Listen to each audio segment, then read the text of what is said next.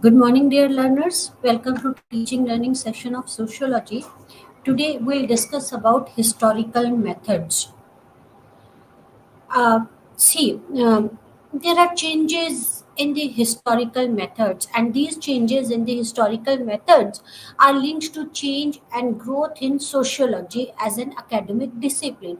With the time, there is a change in the academic discipline of sociology, and the changes in this historical method is associated and linked with these changes in the sociology as an academic discipline, right? As the historical method, this name implies that method which uses history to understand the society. Historical method, this name implies that the history, we use the history to understand the societies, as done by the Karl Marx and various other sociologists. We discussed about all these things, right? And this use of history helps us to understand the way in which the past has impacted and influenced the present day society. Why history is required, why we want to study, why we adopted this historical method to understand how the past has impacted and influenced the present day society, what we inherited from our previous societies, or how our society is different from the previous societies. So that is why these historical methods are very important, right? This historical method traces the development of the society or social institution over a period of time, as how there is a change in the society over a period of time, how institutions have evolved and changed over a period of time. And it may also trace the causes of change and the direction of change. See, changes are, it is very important to understand how it has impacted and influenced the present day society, how the past society has impacted and influenced the present day society, how the development of the how the previous society has impacted the development of various social institution over a period of time, and in which direction it has influenced the present day society. It is very important to understand all these things, right? There could be many sources of history. It could be assessed through sources like government records and the written accounts of the societies. The other source of society could include the accounts on artifacts, clothes, ornaments, weapons, and so on. How we compare and contrast the various societies over a period of time on the basis of the government records, or on the basis of the accounts written by the societies, or on the basis of the clause, on the basis of the weapon used by the people of those societies, on the basis of the ornaments they use, on the basis of the artifacts. So all these are the basis through which we can understand their history, right? Amongst the earlier thinkers to write on the use of historical method was A.R. Radcliffe Brown. A.R. Radcliffe Brown was a British social anthropologist. He he said that it is very important to study history, to use historical method to understand society well, right? There are two methods to study history. The first is the deductive method, and the second is the inductive method. What is the deductive method and what is the inductive method? The inductive method is what is characterized by the growth of discipline in the middle of 19th century. This was used by the earliest anthropologist. So deductive method is that method that was characterized the growth of discipline in middle of the 19th century and was used by the earliest anthropologist. It relied on the direct and the indirect evidences, right? This deductive method relied on the direct evidences as well as indirect evidences. The historical explanation offered by evolutionists were often based on conjectures. This method was later used by those that Radcliffe Brown referred to as ethnologists. So then ethnologists use this deductive method, and the ethnologists focused on the study of popular aspects of the society or on the culture. Right, so ethnologists try to understand these societies, the popular aspects of these societies, or the particular aspects of these societies or the culture. The ethnologists were also critical to evolutionists. Evolutionist, according to evolutionist, that society has, that present day society has emerged from the previous society, and this emerges, and the distance covered by these societies, that is from the past to the previous, is in a linear fashion. That there is a evolution in the society, but this evolution is unilinear, it is in the linear fashion. So ethnologists were critical to the evolutionist. According to them, it is not a linear type of an evolution. For ethnologists, the use of historical explanations are limited to a particular society or a culture. It is not based on the universal laws or explanations. So, as we all know, that according to ethnologists, this historical explanation is limited to a particular society, and these are not the universal laws. You cannot generalize these laws to each and every society. It is particular to a particular society or a culture. The second case, the method used to explain the society is inductive. After deductive, it comes inductive. This method is directed towards discovering the general laws governing societies. Right, so these are the method that directs towards discovering the general laws governing societies. So deductive, as per ethnologists, this deductive method is used for a particular society, and the results cannot be generalized. In the inductive method, these method directed towards the generalization of the laws governing the society. This method, according to Redcliffe Brown, was used by the social anthropologist. The inductive method in sociology and social anthropology is based on the field work, and it may offer historical explanation that are evidence based. Redcliffe Brown was the one who started this field work, or who emphasized on this field work, and according to Redcliffe Brown, this inductive method is based on the field work, and it may be historical explanation that are evidence based. It is directed towards the discovering universal laws or general explanation, which you can apply to each and every society. The inductive method, right? The evolutionist. The use of historical method can be traced in the second half of the 19th century. We discussed about it. The earliest approach of the study of this society was evolutionary in the nature. The earliest method which the sociologist adopted to study the society was an evolutionist type of evolutionist in nature, or evolutionary in nature. The evolutionary method is used to write about the history of the society, how the present day society has been emerged from the previous societies, and these studied societies and culture from the point of view of societies passing through successive stages.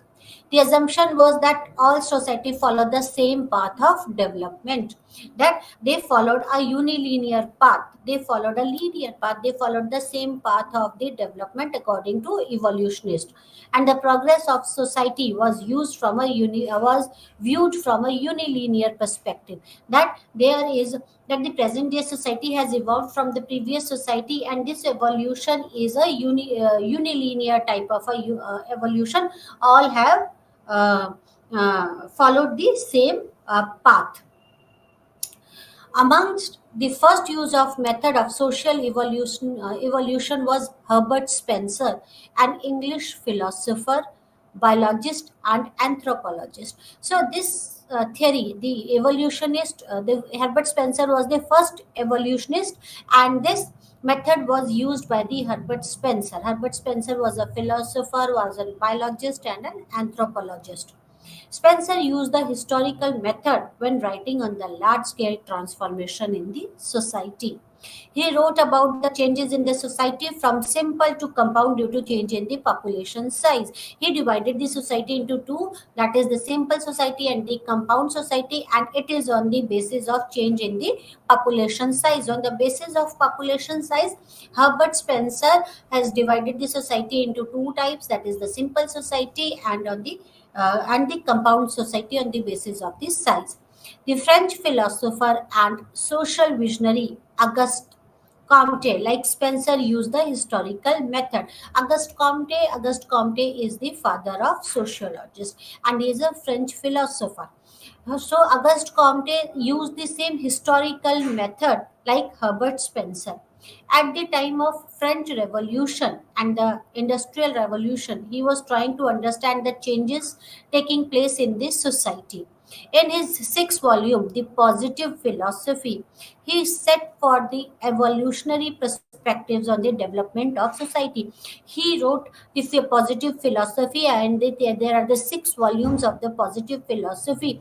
And in these books, in these volumes, he tried to explain the evolutionary perspectives on the development of the society, how the present day society has evolved from the previous society, right? And using this historical approaches, he deliberates the origin of human thoughts in his law of three stages. He has given a law that is known as the law of three stages, right? So in this work he traces the origin of all human society from theological to a metaphysical stage to a finally a positive stage, that is stage in which scientific explanation dominates. So according to Auguste Comte, the society has if the society has evolved from the previous society, and he used the historical method to explain these evolution, and he has given a law of three stages. And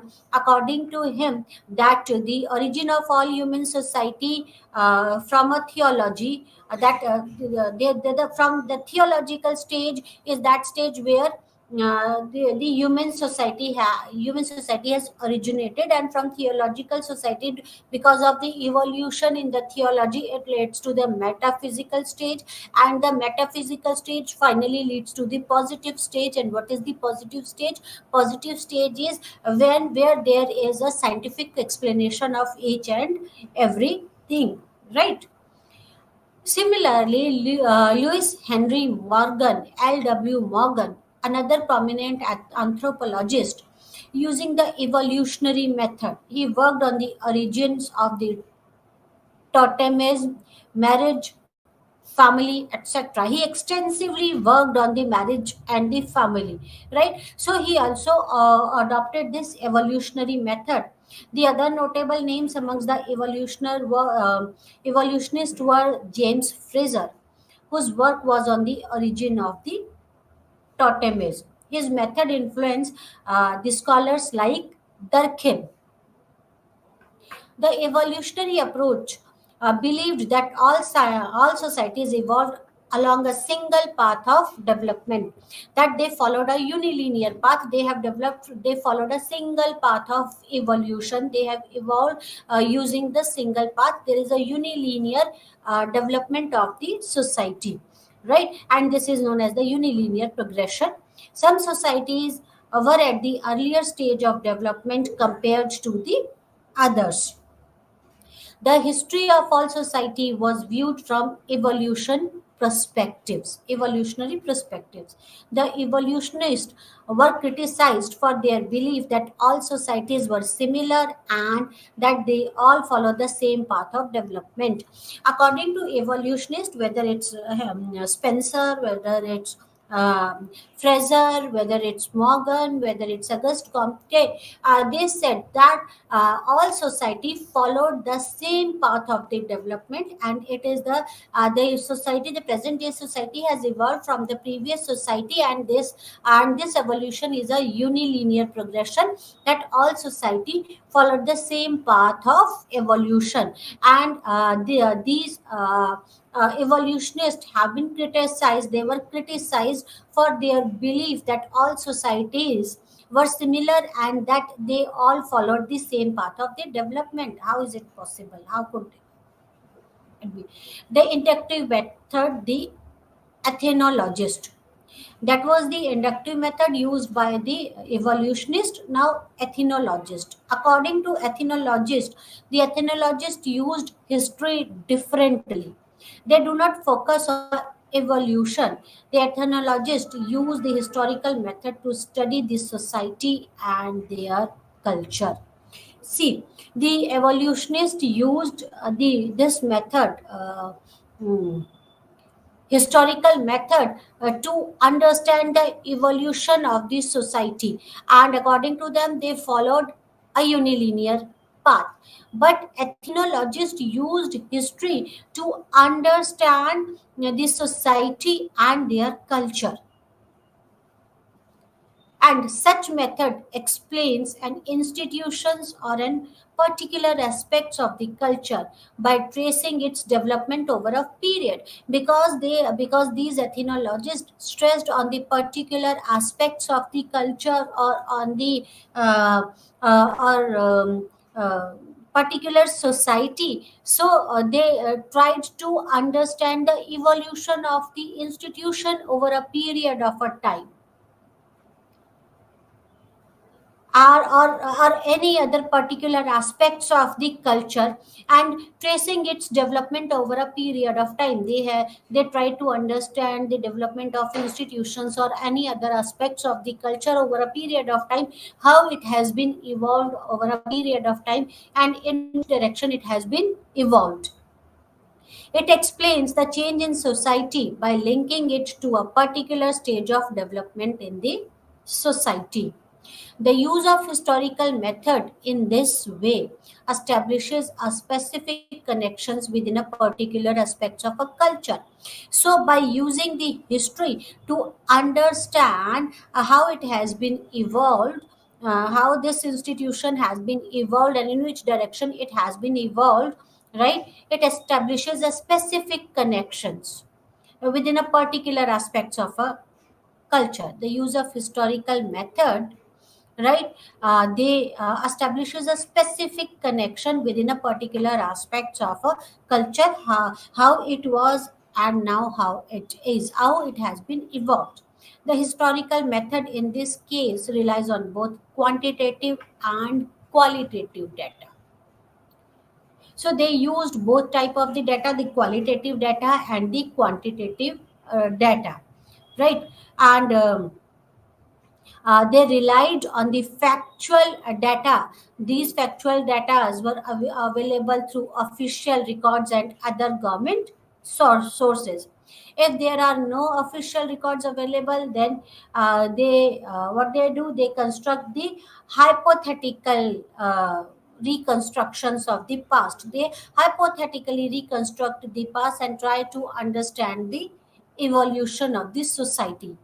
Ethnological knowledge for Redcliffe Brown is a method of historical reconstruction of the past specific to a particular society or a culture.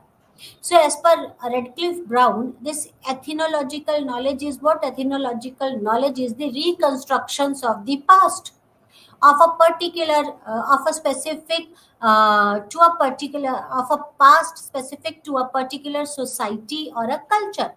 That is, you can reconstruct the past of a particular society or a particular culture, and it is not based on the universal laws or the explanations.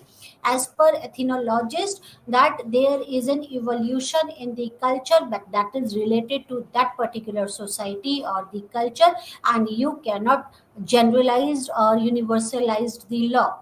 So as per evolutionist, you can generalize the law using the inductive method, but as per ethnologist, uh, these you cannot generalize or universalize the laws or the explanations. It varies from culture to culture or society to society. Right. A real history of Redcliffe Brown is where documentary evidences are available, right? Or if there is no documentary evidences available, then you reconstruct the hypothetical past, then you cannot say that that is a real history as per the Redcliffe Brown, right? The development of ethnological methods. What are the development of ethnological method? The development of ethnological methods creating the evolutionary method began towards the ends of the 19th century and earlier 20th century. The ethnological method, explaining the cultures using historical method, has varied over a period of time.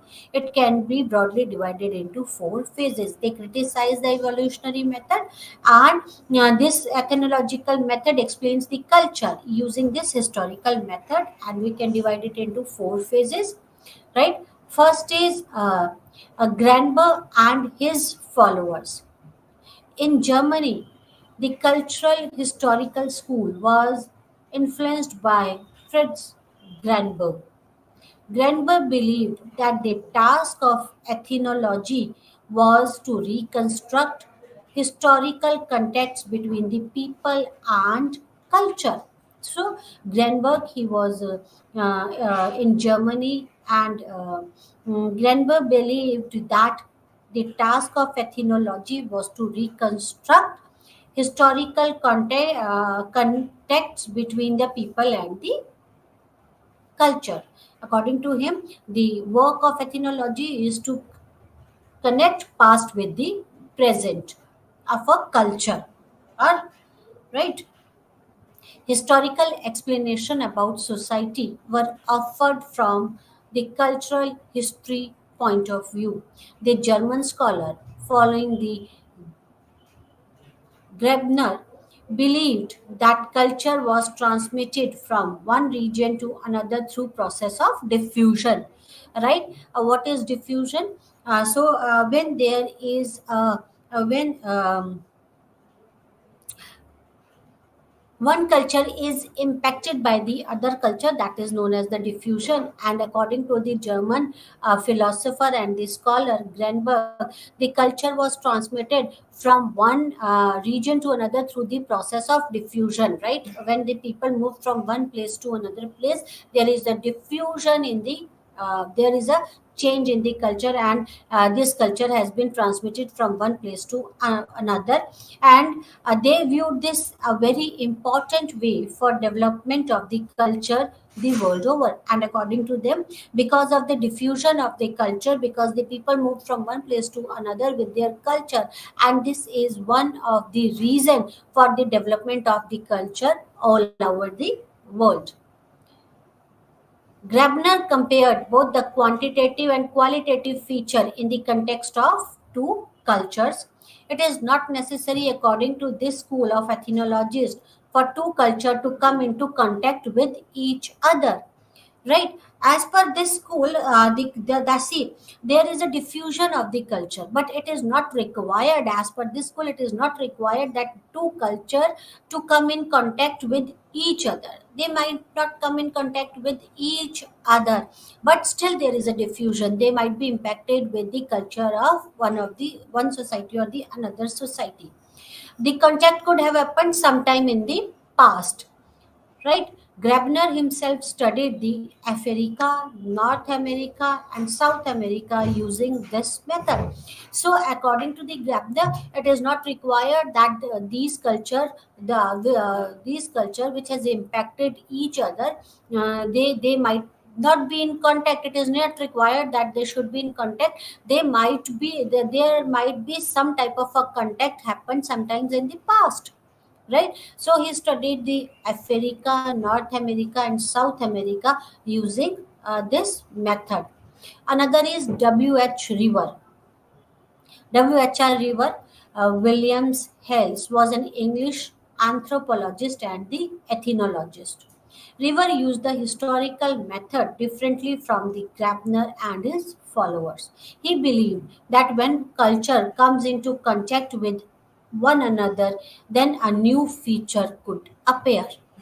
According to the Grabner, there is a diffusion in the culture that one culture might impact the other. They might not be in the direct contact with each other. But according to the river, when the cultures come into contact with each other, then a new features could appear. These feature could have been completely absent in either of the culture. A new feature comes up, and this new feature could be something that which is totally different from the previous features. As a result of contact of a new feature appeared or developed. From him, unlike Grabener, contact between the culture was essential. According to Grabener, it is not essential that there should be a contact between the two cultures. But as per River, the contact between the cultures are important, and this might give rise to a new type of a completely different feature, right? A completely different new feature, and this feature could have been completely absent in either of the cultures. And for this, it is required that both the cultures should come in contact with each other. Elliot Smith and Williams James Perry, they explained the similarities in the culture from the point of view of diffusion from a common center. See, understand. According to Grabner, culture can move from one place to another on the basis of diffusion. It is not required that the culture should come in contact with each other. But according to this River, it is required a new feature could come up, and it is required that both culture should be in contact with each other. But according to Elliot Smith and James Perry, the similarities in the culture from the point of view of diffusion from a common center, that they have been there is a similarities in the culture, right? How there Why there is a similarity in the culture? Because of diffusion from the common center. If they find similarities in the culture which may be located in geographically unrelated regions, then they explain it from the point of view of diffusion from a common center in historical past. If two cultures are located geographically unrelated regions, if they are far away, but if you find some similarities in their culture, then according to Elliot Smith and Williams James Perry, right, that this could be because of the diffusion from a common center in the historical past. There must be a common center, and people might have moved to the different places from this common place. So there might be a diffusion from a common center in the historical past, right? They denied that they may have developed in an unrelated manner. Unlike River and the Grabiner, they believed that flows from one center to the rest of the world. Both Smith and Perry believed that Egypt was the center for all cultural diffusion. See, according to them, that culture has moved from one place to other places, and according to Perry and Smith, according to Perry and Smith, that center is Egypt. From the Egypt, that culture has diffused to the various places, and the Egypt was the center for all cultural diffusions, according to Smith and Perry.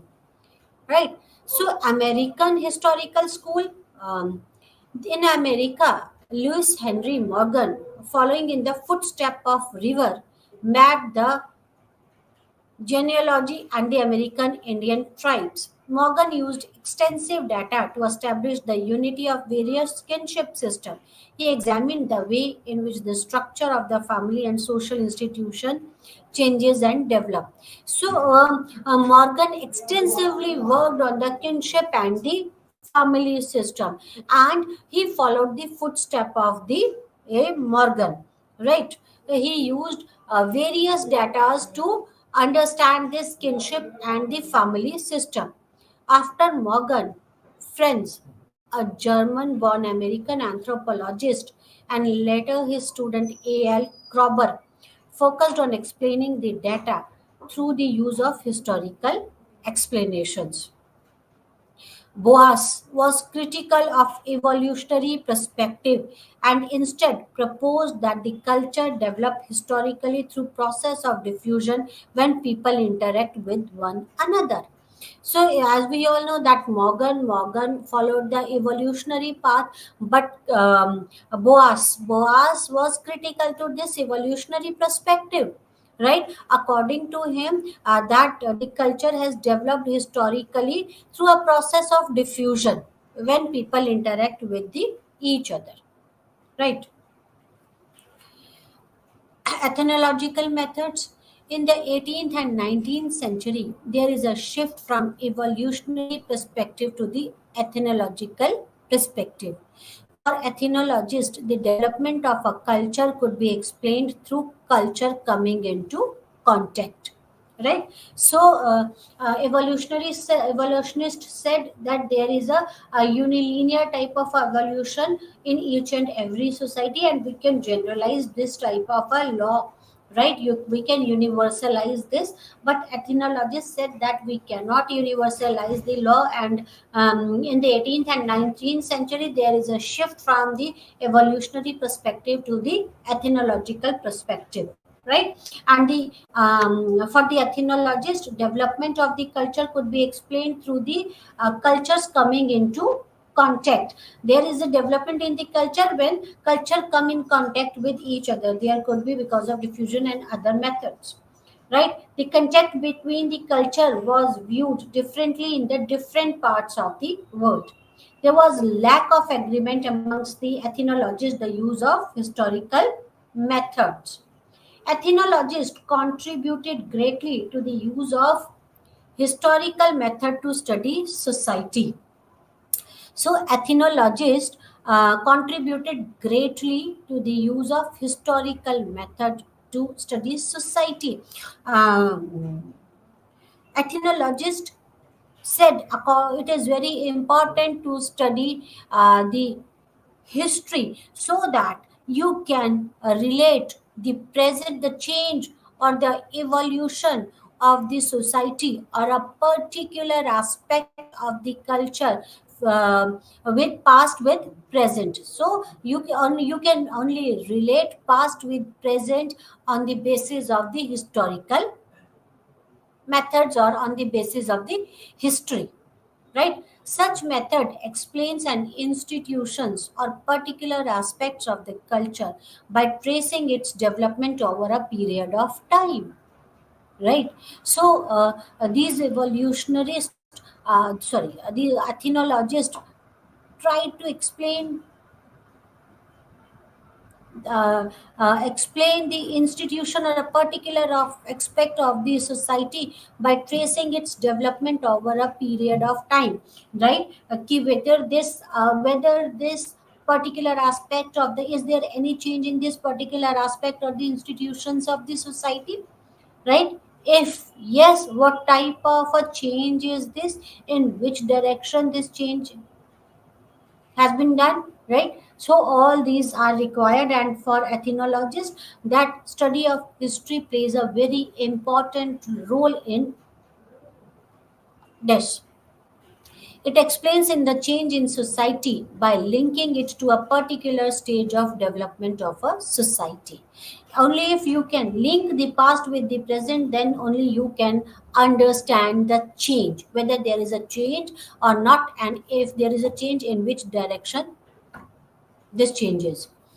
This labeling as ethnology was an attempt by Redcliffe Brown to break away from the historical studies. Deductive method, the social anthropologist, ethnologist were more focused on understanding the development of the culture. They often uses sources of history that were not written, which could include artifacts, customs, and so on. Official sources and documents were also used, but they were used more in terms of understanding the specific events or the occurrences we explained it. As opposed to the methodology, of ethnologist Redcliffe Brown proposes the use of other term social anthropology for those who formulate the general laws for the society. So anthropologists try to relate the past with the society on the basis of the history, and they use the various type of the documents to understand the change in the past, to change from past to the present, and they uses the artifacts and other customs and so on. And then Redcliffe Brown suggested or proposed the use of a term social anthropology for those who formulate the general laws for the society. Ethnologist, according to ethnologist, you cannot formulate the general laws for the society. But according Radcliffe Brown proposes that the social use social anthropology. This social anthropology could formulate the general laws for the society, and their focus is not on the specific aspects of the society, unlike the ethnologist, right?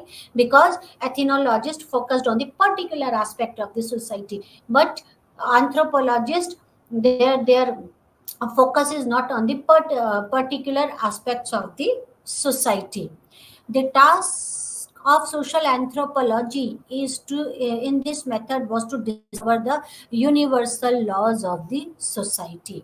He focused on the studying the social morphology, the social physiology of the society in order to discover the universal laws governing them. So, to make the generalized laws or the universalized laws, Radcliffe Brown focus on the study on the social study on the study on the morphology of the society or the physiology of the society in order to develop or govern the laws, in order to develop the laws which governs the society. A knowledge of history helps to discover the social structures and the function. This is, however, an indirect use of the history. So, Redcliffe Brown, according to Redcliffe Brown, history is required to understand the social structure and the function. That is all. And after understanding the social structure and the function, now anthropologists could study the society, the morphology of the society, the physiology of the society, so that they can formulate the generalized law. The only use of history, according to Redcliffe Brown, is to understand the social structures and the functions. The focus is on the society at present and not events that have happened earlier. So, important thing is to understand the present society, not what has happened in the past. It is required to understand the social structure and the function.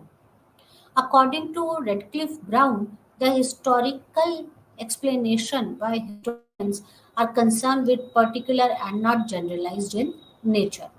Social anthropology for Redcliffe Brown explains society in terms of sociological laws, and not in terms of reconstructed the history. Ethnology, according to him, used unverifiable guesses which could not be verified. As per Redcliffe Brown, ethnologists used unverifiable guesses. You cannot verify those guesses, right? And the use, according to Redcliffe Brown, the social anthropology is social anthropology tries to explain the society in terms of the sociological laws, and it is not in terms of reconstructing the history, while ethnologists, what they do, they reconstruct the history. Facts and data for anthropologists had to be gathered through the field work. So Redcliffe Brown is the one who emphasized on the field work, or who started this field work. If you, according to Redcliffe Brown, he coined this term social anthropology. And if you really want, according to Redcliffe Brown, it is important to understand the present society, the history. You should have knowledge about the previous society, the morphology of the previous society and the physiology of the previous society, so that you can better understand the present society. And to understand the present society and to make the rules generalized or the universalized, it is important to gather the data through field work. Field work is important. right? Historical methods. Later times, French sociologist Emile Durkheim used this historical method. He drew from the work of Marcel de Collins, the French historian, for his books The Division of Labor in the Society, the Elementary Form of the Religious Life. He also wrote on the history of education in the French. We all discussed all these things while we were discussing the Emile Durkheim. Tönnies, a German sociologist, retained an interest in the past. Wilfred Pareto,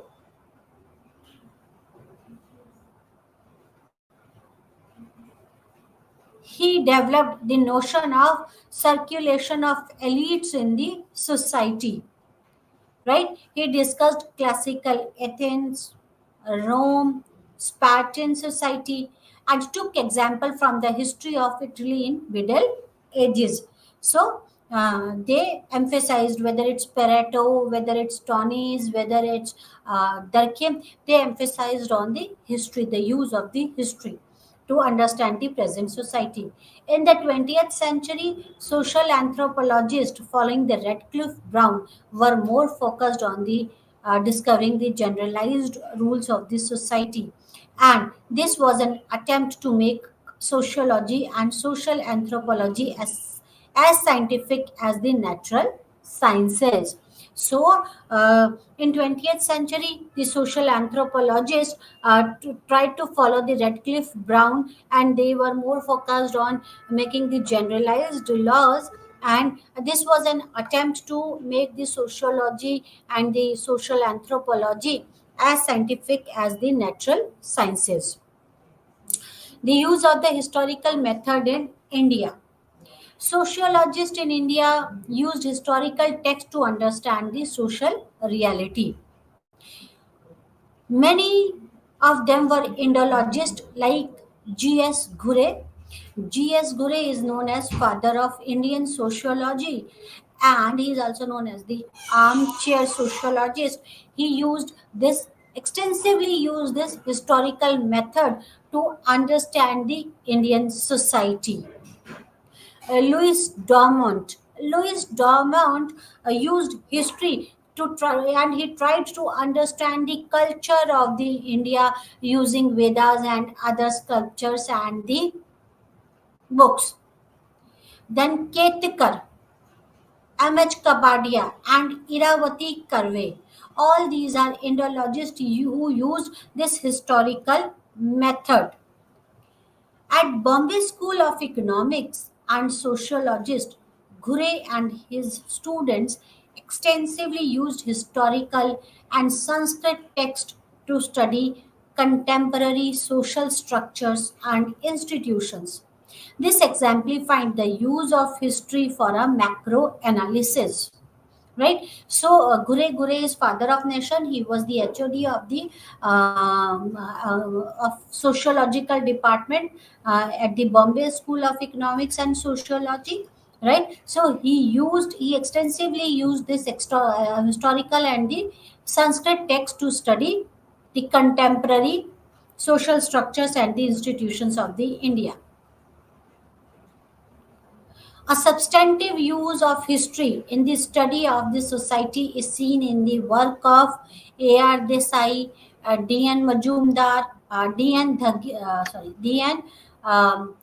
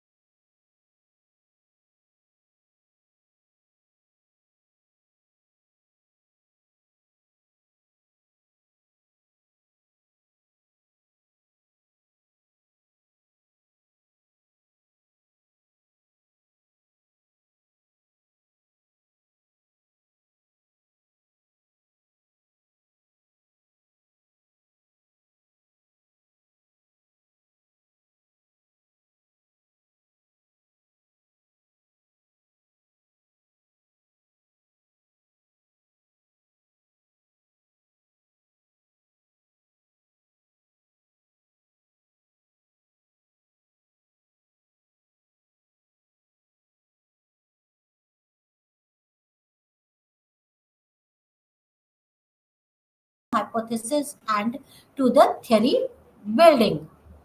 Comparative method refers to the study of different types of the groups and the society in order to determine analytically the factor that lead to the similarities and the differences. When we want to study the similarities and the differences, or when we want to compare and contrast the two groups of the different society or of the same society or the two same society, we use this comparative method. When sociologists choose to observe only a part of a surrounding social realities, and the choice always represents a comparison of the selected phenomenon under observation in relation to the other social phenomenon. In comparative method, that they chooses a certain phenomenon which is under observation, and they compare and contrast that phenomenon of the two society or with other phenomenons of the society. That depends what type of the comparison you want. Durkheim and comparative method, as I told you, Durkheim used this comparative method.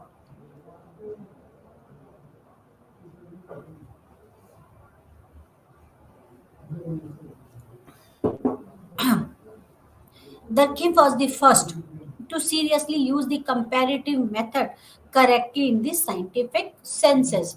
So he was the first one who used this comparative method correctly and in the scientific senses. And it is central to Durkheim vision of the sociology. According to Durkheim, to demonstrate that the given phenomena is the cause of the another, we have to compare the case and employ the comparative method. Because we all know that Durkheim used the phenomena of uh, causal relationship, cause and relations phenomena, current Karan. He has given that current Karan, that he tried to explain that a given phenomena is a cause of another, right?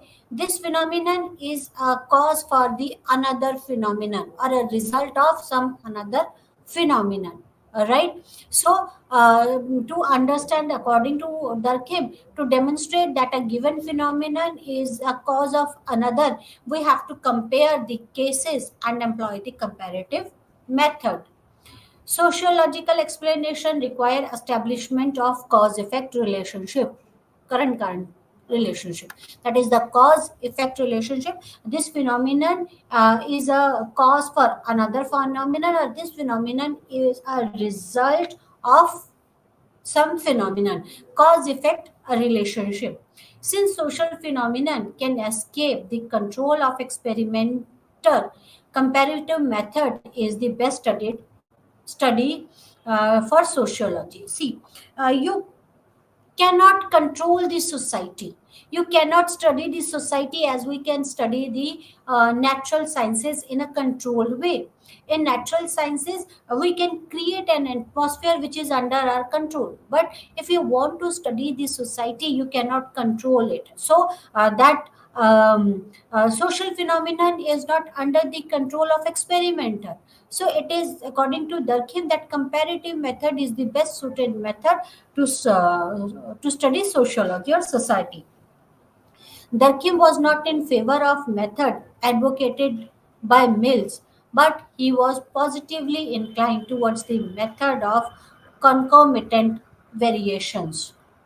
It is possible to establish concomitant variation within the society with regard to a particular social current. Then it would be necessary to compare different society or the same society at different times.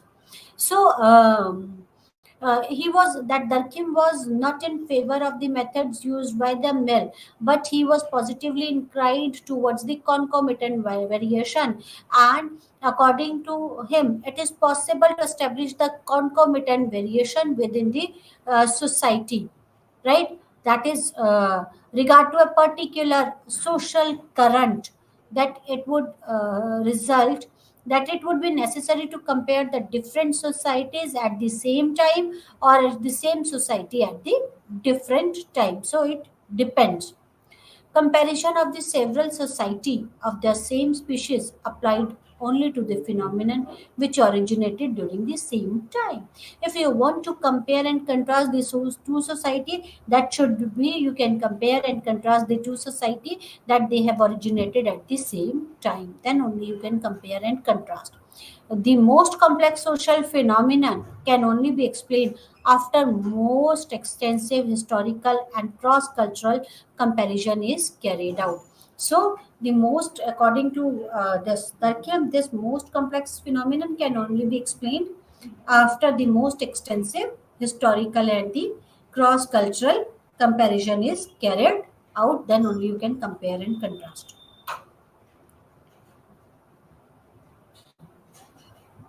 In doing comparison, if some error is made, it can lead to misleading results. People have compared society at different stages of their evolution. You should not do this. Prior to writing the rules of the sociological methods, Durkheim has sowed the seed of comparative method in his work, The Division of Labor. So, in Division of Labor, he used this method. He has sowed the seeds of comparative method, right? He used the comparative method to study the change from mechanical to organic solidarity in the society. So he compared the primitive society with the um, present society, that is the mechanical society, to the organic society, that is from simple to the complex society. He studied the simple society, compared and contrasted the mechanical society with the organic society or organic solidarity. He compared the legal system of the various societies and showed that they differed according to how many laws were based on the principle of repression and restitutions. We discussed about the laws of repression and the restitution. In mechanical solidarity, there was a law of repression, and in organic solidarity, there is a law of restitutions. He took the relationship between these laws as an index of the type of solidarity in the society. John Stuart Mill's method. Now, the John Stuart Mills used some methods. That is, the first is the method of agreement. What is the method of agreement? Mill's rule of agreement says that if in all cases where an effect occurs, there is a single prior factor C that is common to all those cases, and then C is the cause of that effect. See, the method of agreement, that Mill's rule of agreement says that if in all cases, if you're comparing cases, and if in all cases where an effect occurs, there is a single prior factor C that is common to all those cases, and then C is the cause of that effect. If effect occur to all those cases, there must be some common factor, and this common factor must be a cause of that effect. The method of difference. This rule says that where you have one situation that leads to an effect and another which does not, the only difference is the presence of a single factor in the first situation. We can infer this factor as a cause of the effect. See, if there is an effect in the one situation and not in the another situation, then we can say that the only difference is the presence of a factor, single factor in the first situation. There must be a single factor present in the first situation, not in the second situation. Then we can infer that this factor has for the cause of the effect. This could be the cause for the particular effect. The joint method. The joint method is a matter of applying both the methods of agreement and the method of differences. So, application of joint method should tell us that it is the belief which is the cause of this time. Joint method is when you apply both the methods of agreement and the methods of differences, and the joint method tell us that it is the belief which is the cause of this time. What is the cause of this time? This is the joint method. The method of concomitant variation. The method of concomitant variation says that if across the range of situations that leads to a certain effect, we find a certain property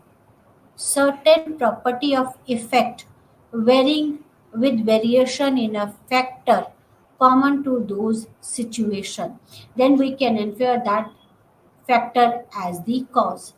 Concomitant variation, understand this thing. Concomitant variation says that if across a range of situation that leads to a certain effect, if across a range of situations, there are the ranges of situation, and these ranges of situations leads to a certain effect, all this situation leads to a certain effect, we find a certain property of effect varying with variation. We find that certain property of effect varying with variation in factor common to those situations. There must be some common factor, but this common, there must be a variation in this common factor, and this variation in common factor might lead to variation in the effect, right?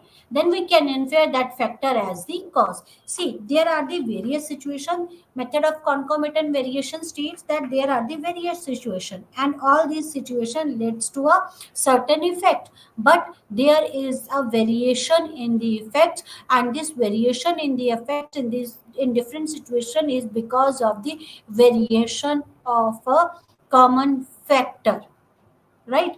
Right, I'm reading it again. The method of concomitant variation says that if across a range of situation that leads to a certain effect, we find certain property of the effect varying with variation in the factor common to those situations.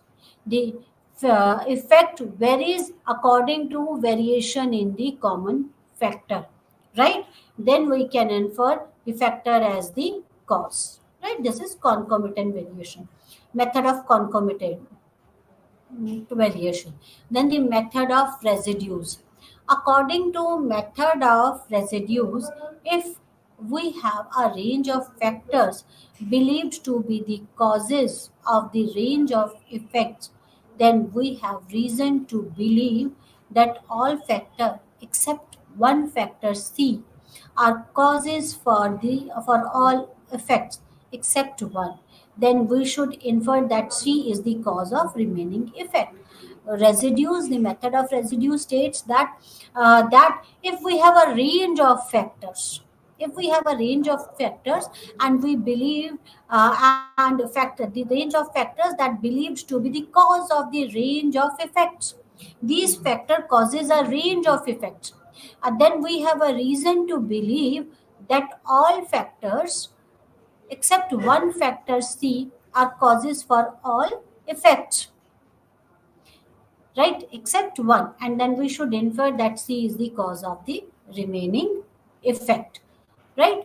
So today we discussed about the historical method, why historical method is important, how historical method is important, and how it has been used by the social anthropologist and the ethnographist and the evolutionist, right? Historical method is important to understand the evolution of the society from the previous one, how different the present or the contemporary society is from the previous society. And the evolutionist like Herbert Spencer, Auguste Comte, Morgan, according to them, that society has evolved from the previous society, and this type of evolution is a unilinear type of the evolution. This type of evolution is unilinear, that all society follows the same path, right? This is the evolutionist. According to evolutionist, according to ethnologist, that you cannot generalize the laws of the society. They try to understand the specific aspects of the society or specific institutions of the society, right? According to them, you cannot generalize this, and they use the history to link the present society with the past society, how that particular aspect of a culture is different to the previous, how there is a difference in the aspect in the previous and the past and the present society. Redcliffe Brown coined a term, that is the social anthropology. According to Redcliffe Brown, this social anthropology is important, right? And the field work is important if you want to generalize the rules of the society, right? And then we use the comparative method, and the Durkheim used this method extensively, and various other sociologists and anthropologists also used this method. That's all for today. Thank you very much. Namaskar.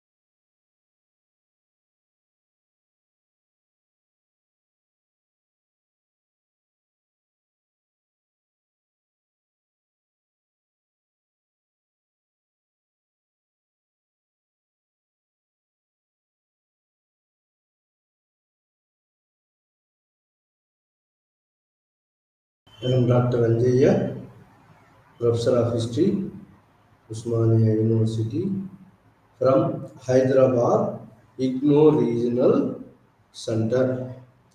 ఈరోజు మన ఈ IGNOU regional centre Hyderabad నుంచి live ఛానల్లో discuss చేయబోయేటువంటి ఈ book BHIC 134 history of India from 1707 to 1950 అనే బుక్లో నుంచి యూనిట్ నెంబర్ 5 అదేంటంటే the revolt of 1857 revolt or revolt of 1857 దాని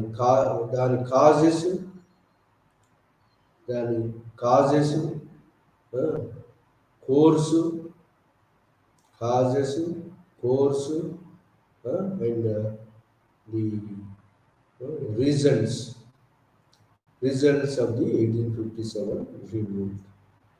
దీని గురించి మనం బ్రీఫ్గా ఈరోజు ఈ లైవ్ ఛానల్లో 1857 తిరుగుబాటు గురించి, సిపాయి తిరుగుబాటు లేదా first war of Indian independence అని అంటారు. సో ఈ విడి సావర్కర్ ప్రకారంగా first war of Indian independence, first rehearsal అని అంటారు. ఈ సిపాయి తిరుగుబాటును గురించి 1857 రివోల్ట్ను గురించి మనం ఈరోజు లైవ్ ఛానల్లో డిస్కస్ చేయబోతున్నాం. ది 1857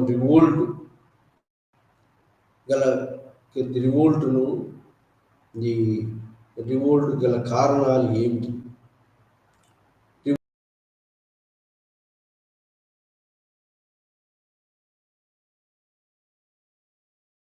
సంవత్సరాలు జరిగింది రివోల్ట్.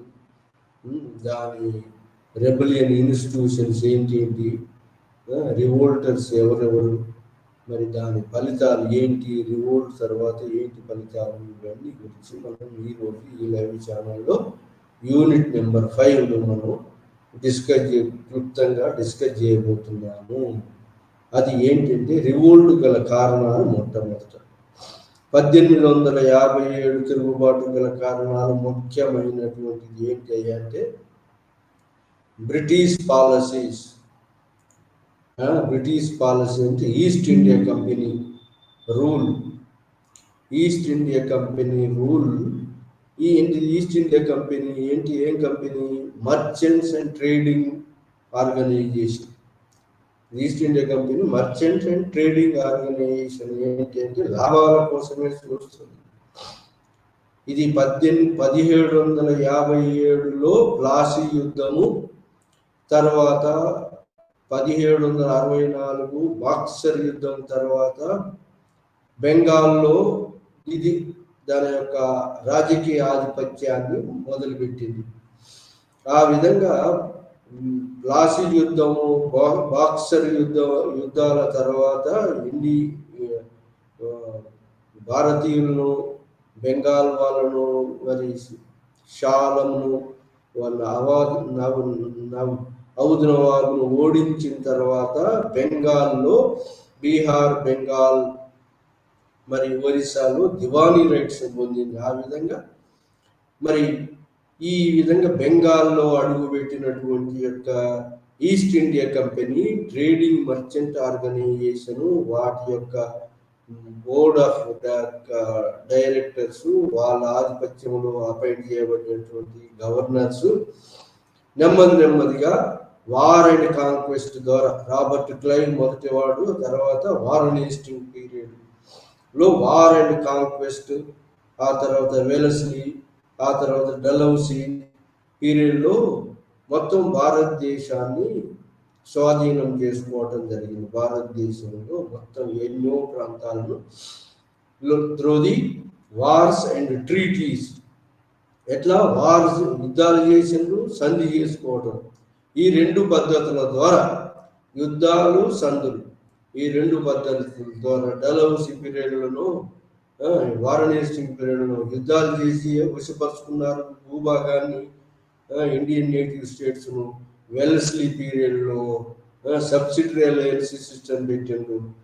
మరి ఈ యొక్క డలో సెక్రటరీలు, doctrine of labs, mall administration తోటి బ్రిటిష్ ఈస్ట్ ఇండియా కంపెనీ యొక్క భూభాగాన్ని బాగా విస్తరించినవి కాకుండా ఇండియాలో ఈస్ట్ ఇండియా కంపెనీ మర్కెంటల్ మోనోపలి సాధించింది. మర్చెంట్స్ మోనోపలి అందరు నిలబెట్టారు. ఒక ఈవెన్ ఇండియన్ ట్రేడర్స్ కూడా, మర్చెంట్స్ కూడా పోటీ లేకుండా మరి మోనోపలిని వర్తక వ్యాపారంలో బ్రిటిష్ మర్చెంట్స్ సాధించారు. ఆ దాన్ని ఏమంటారంటే మర్కెంటలిజం ఆర్ మర్కెంటల్ మోనోపలి అన్నారు. మర్కెంటల్ మోనోపలి దగ్గర ఆ బయట వాళ్ళు నిలబెట్టారు. మరి వీళ్ళు నేటివ్ వాళ్ళు కూడా మరి వాళ్ళకి దాసోహం అని మరి మొత్తం వర్తక వ్యాపారము తన గుప్పిట్లో చేసుకోవడం జరిగింది ఈస్ట్ ఇండియా కంపెనీ. ఆ విధంగా ఈస్ట్ ఇండియా కంపెనీ ఎప్పుడైతే వర్తక వ్యాపారం తన గుత్తాధిపత్యమే కాకుండా రాజకీయ ఆధిపత్యం కూడా దానికే వచ్చింది. సో రాజకీయ ఆధిపత్యం దానికే వచ్చింది కాబట్టి రాజకీయ ఆధిపత్యంలో తను కొన్ని పాలసీస్ పెట్టింది. ఏంటి ఆ policies? Law and land and property, rule of law అనేది పెట్టారు. లాలో రూల్ ఆఫ్ లా అనేది పెట్టారు.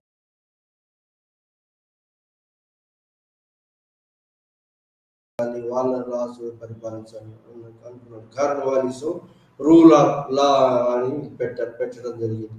సో ఏదేమైతే ల్యాండెడ్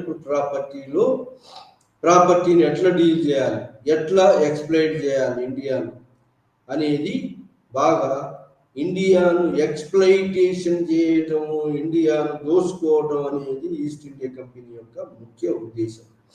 ఆ దోసుకోవటానికి ఏం చేశారంటే ల్యాండ్ రెవెన్యూ పాలసీస్ను కొత్త పాలసీస్ని పెట్టారు.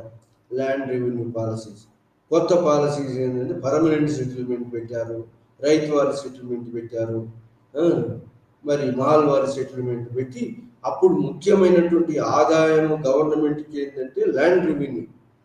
ఆ విధంగా ల్యాండ్ రెవెన్యూను పర్మనెంట్ సెటిల్మెంటు కార్నవాలిస్ పెట్టాడు. ఏది అప్పుడున్నటువంటి యొక్క రైతులకు ఉన్నటువంటి యొక్క హక్కులను అన్ని తీసివేసి పెద్ద పెద్ద ల్యాండ్ లార్డ్స్ను జమీందార్స్ను క్రియేట్ చేశాడు. ఎవరు? కార్నవాలిస్. శాశ్వత శిస్తు నిర్ణయ పద్ధతి 1893లో పెట్టాడు. అది కార్నవాలిస్ పెట్టినటువంటి శాశ్వత శిస్తులో కూడా ఏంటంటే ఎక్కువ మొత్తంలో ల్యాండ్ రెవెన్యూ శిస్తులు నిర్ణయించడం జరిగింది. ఇంకోటి ఈ యొక్క రైతులకు అంతమున్నటువంటి యొక్క హెరిడిటరీ రైట్స్ను, వారసత్వ హక్కులను తీసేసి మొత్తం వసూలు చేసే అధికారము అంతా కూడా ల్యాండ్ లార్డ్స్ను జమీందారులను సృష్టించాడు.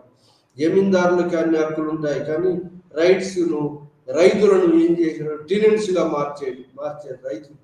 రైతు కౌలుదారులుగా మార్చాడు. ఈ పర్మనెంట్ సెటిల్మెంట్ కార్నవాలిస్ ప్రకారంగా ల్యాండ్ లార్డ్స్కి అధికారం ఉంటుంది, కానీ ల్యాండ్ లార్డ్స్ కూడా కంప్లీట్ అధికారం ఇవ్వలేదు. ఏమి ఇచ్చాడు? ల్యాండ్ లార్డ్స్ ఎవరైనా ఏదైనా కారణాల వల్ల వాళ్ళు ల్యాండ్ రెవెన్యూను పే చేయకపోతే వాళ్ళ ల్యాండ్స్ను కూడా వేలం వేసి అమ్మేయవచ్చు అని పెట్టాడు. సో ఈ విధంగా ఎక్కువ మొత్తంలో శిస్తు వసూలు చేశాడు ఈ యొక్క పర్మనెంట్ సెటిల్మెంట్. అట్లానే థామస్ మన్రో రైతువారి పింగిలి బాంబేలో రైతువారి సిస్టమ్ పెట్టాడు. కానీ ఇందులో కూడా శిస్తు లేదా 60% వచ్చే ఈల్డింగ్ నుంచి శిస్తుగా నిర్ణయించారు మహల్వారి సిస్టంలో కూడా. ఈ విధంగా పిజెంట్స్ రైతులను ఎక్స్ప్లైటేషన్ చేయడం జరిగింది. మొట్టమొదటి ఈ విధంగా రైతులను ఎక్స్ప్లైట్ చేశారు. రైతులు ఎక్స్ప్లైట్ చేయడం జరిగింది. సో దట్ రైతులు మరి 50%, 60% ల్యాండ్ రెవెన్యూను ట్యాక్స్ రూపంలో బ్రిటిష్ వాళ్ళకి చెల్లించకపోగా మిగిలిది కొద్దిగా. సో ఆ విధంగా వ్యవసాయదారులు మరి మరి దెబ్బతిన్నారు, వ్యవసాయం దెబ్బతిన్నది. కాబట్టి రైతులందరూ ఈ యొక్క బ్రిటిష్ పరిపాలన, బ్రిటిష్ యొక్క రెవెన్యూ చట్టాలకు వ్యతిరేకంగా మరి ఏదైనా తిరుగుబాటు జరిగితే బ్రిటిష్ పాలన తొలగించి మరి ఇంత ముందు ఉన్నటువంటి తక్కువ రెవెన్యూ ట్యాక్స్ ఉన్నటువంటి పరిపాలనను మళ్ళీ తీసుకురావాలనే ఉద్దేశంతో రైతులందరూ తిరుగుబాటుకు సుముఖంగా ఉన్నారు, బ్రిటిష్ పాలనకు వ్యతిరేకంగా తయారయ్యారు.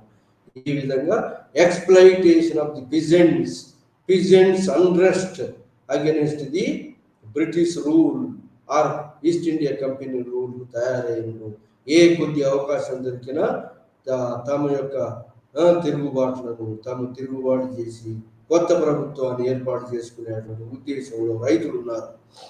మరి అట్లనే మరి ఇంకా ఎవరంటే ఈ రైతులే కాకుండా మిగతా ఎవరు ఈ పిజెంట్స్, ఎక్స్‌ప్లాయిటేషన్ ఆఫ్ పిజెంట్స్, ఆ తర్వాత మర్చెంట్స్ మోనోపలి అంటే ఇక్కడ ఇండియన్ మర్చెంట్స్ను కూడా ఫారిన్ మర్చెంట్స్ను, ఈ ఫ్రెంచ్ మర్చెంట్స్ను, డచ్ మర్చెంట్స్ను అందరినీ బయటికి వెళ్ళగొట్టారు. కానీ ఇక్కడ ఈ ఇండియన్ మర్చెంట్స్ మీద కూడా మోనోపలి సాధించారు మర్కెంటైల్ పాలసీ తోటి. సో ఆ విధంగా ఈ వర్తక వ్యాపారం అంతా తన గుత్తాధిపత్యంలోకి తీసుకొచ్చి దాన్ని శాసించడం జరిగింది. ఇంకోటి ఇంగ్లాండ్లో జరిగినటువంటి ఇండస్ట్రియల్ రెవల్యూషన్ తోటి ఆ ఇండస్ట్రీస్ కావలసిన రా మెటీరియల్ ఎక్స్పోర్టింగ్ కంట్రీగా మన ఇండియాను మార్చడం, అక్కడ ఉత్పత్తి అయిన గూడ్స్ను మన ఇండియాలో అమ్ముకునేటట్టుగా మార్చడం జరిగింది. ఈ విధంగా monopoly of trade, vice versa trade అంతా మోనోపొలీగా మారింది. ఏది ఇక్కడ సో గుత్తాధిపత్యంగా మరి ఇక్కడ ఉన్నటువంటి ఇండస్ట్రీస్, ఈ ఆర్టిజాన్ ఇండస్ట్రీస్ అన్ని కూడా దెబ్బతినిపోయినాయి, చేతి వృత్తులన్నీ దెబ్బతినిపోయినాయి. ఇది British monopoly system, merchant monopoly system. ఆ తర్వాత వచ్చిన free trading policy, legislative system వల్ల మొత్తం ఇండియాలో ఉన్న హ్యాండిక్రాఫ్ట్స్ ఇండస్ట్రీస్ అన్ని కూడా బలైపోయి ఇండస్ట్రియల్ రెవల్యూషన్ ఇక్కడ జరగలేదు. కాబట్టి ఈ ఆర్టిజాన్ క్లాసెస్ అందరూ కూడా భూమి మీదకి పోవడం జరిగింది. ఆ విధంగా భూమి మీద ఎక్కువ మంది డిపెండ్ కావడం జరిగింది. ఆ విధంగా మరి భూమి మీద మరి ఇంగ్లాండ్లో భూమి మీద తక్కువ మంది డిపెండ్ అయితే, మరి ఇండియాలో అది రివర్స్, భూమి మీద ఎక్కువ మంది డిపెండ్ కావడం, మరి ఇక్కడ ఉన్న చేతి వృత్తులను నాశనం కావడం, ఇది జరిగింది. ఇది ఈస్ట్ ఇండియా కంపెనీ రూల్ వల్ల. సో మన ఇండియన్స్ బ్లాక్ సీ దాటొద్దు అనే అటువంటి క్రాస్ చేయొద్దు అనేటువంటి మూఢనమ్మకాలతో ఉండటం, మరి వాళ్ళకు అడ్వాంటేజ్గా మరి ఇండియాను ఒక కాలనీ ఆఫ్ ఉత్పత్తి అయిన వస్తువులు కొనేటట్టుగా మరి ఈ బ్రిటిష్ ఇండస్ట్రీస్కు కావలసిన ముడి సరుకులు ఉత్పత్తి చేసే దేశంగా మార్చారు. మరి ఈ యొక్క 100 సంవత్సరాలు 1757 నుంచి 1857 100 సంవత్సరాల పరిపాలనలో ఈ విధంగా ఇండియాను అధోగతి పాలు చేయడం జరిగింది. ఇక్కడ ఉన్న పరిశ్రమలన్నీ పోయినాయి. ఇంకా పరిశ్రమలు కాకుండా ఇక్కడ అలియన్ రూల్, ఇది బ్రిటిష్ రూలు. ఎట్లాంటి రూల్ అంటే అలియన్ రూల్. అలియన్ అంటే ఫారిన్, మొత్తం ఫారిన్. వీళ్ళు ఇండియాకు వచ్చింది ఏమిటికే అంటే, ఇండియాకు వచ్చింది డబ్బు సంపాదించుకొని ఆ డబ్బును ఇంగ్లాండ్ తీసుకుపోయే ఉద్దేశంతో ఉన్నారు, కానీ ఇక్కడ పర్మనెంట్ సెటిల్మెంట్ కాలేదు ఎవరు కూడా.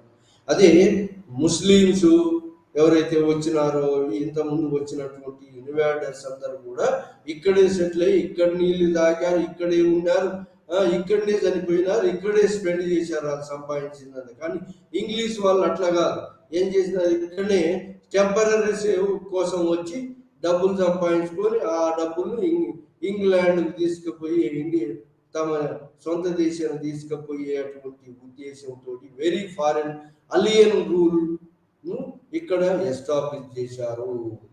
దీన్ని ఏమంటారు, వెరీ ఫారిన్ అలియన్. ఎంతసేపు ఇండియాను కొల్లగొట్టుకొని పోయి వాళ్ళ దేశంలోకి డబ్బు తీసుకొని పోవాలని అని చెప్పి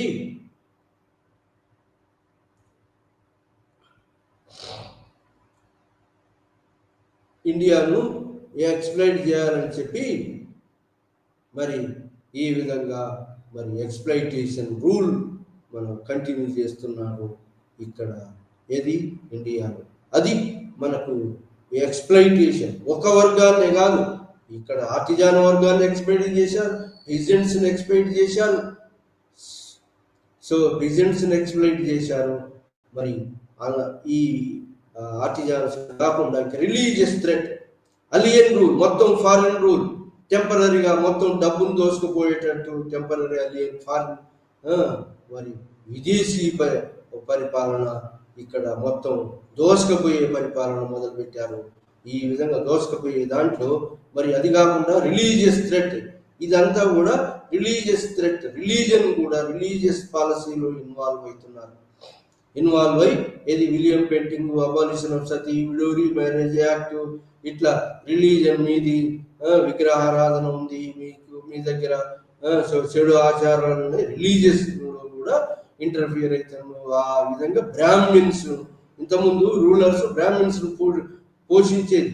మరి ఇప్పుడు ఈ వచ్చిన బ్రిటిష్ వాళ్ళు బ్రాహ్మిన్స్ పోషించడంగా లేదు, నేటివ్ ఎడ్యుకేషన్ లేదు, ఏది పోషణ కౌలు పండితులు పోషించేది లేదు, బ్రాహ్మణ్ పోషణ. ఆ విధంగా బ్రాహ్మిన్స్ కూడా థ్రెట్ ఎదుర్కొన్నారు.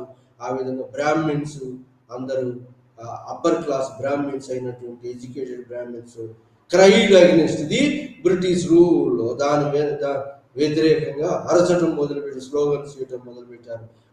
అది మరి ఈ పాలసీస్ అన్ని ఈ ఇంకా సైనిక మరి ఇంకా ఆర్మీ యొక్క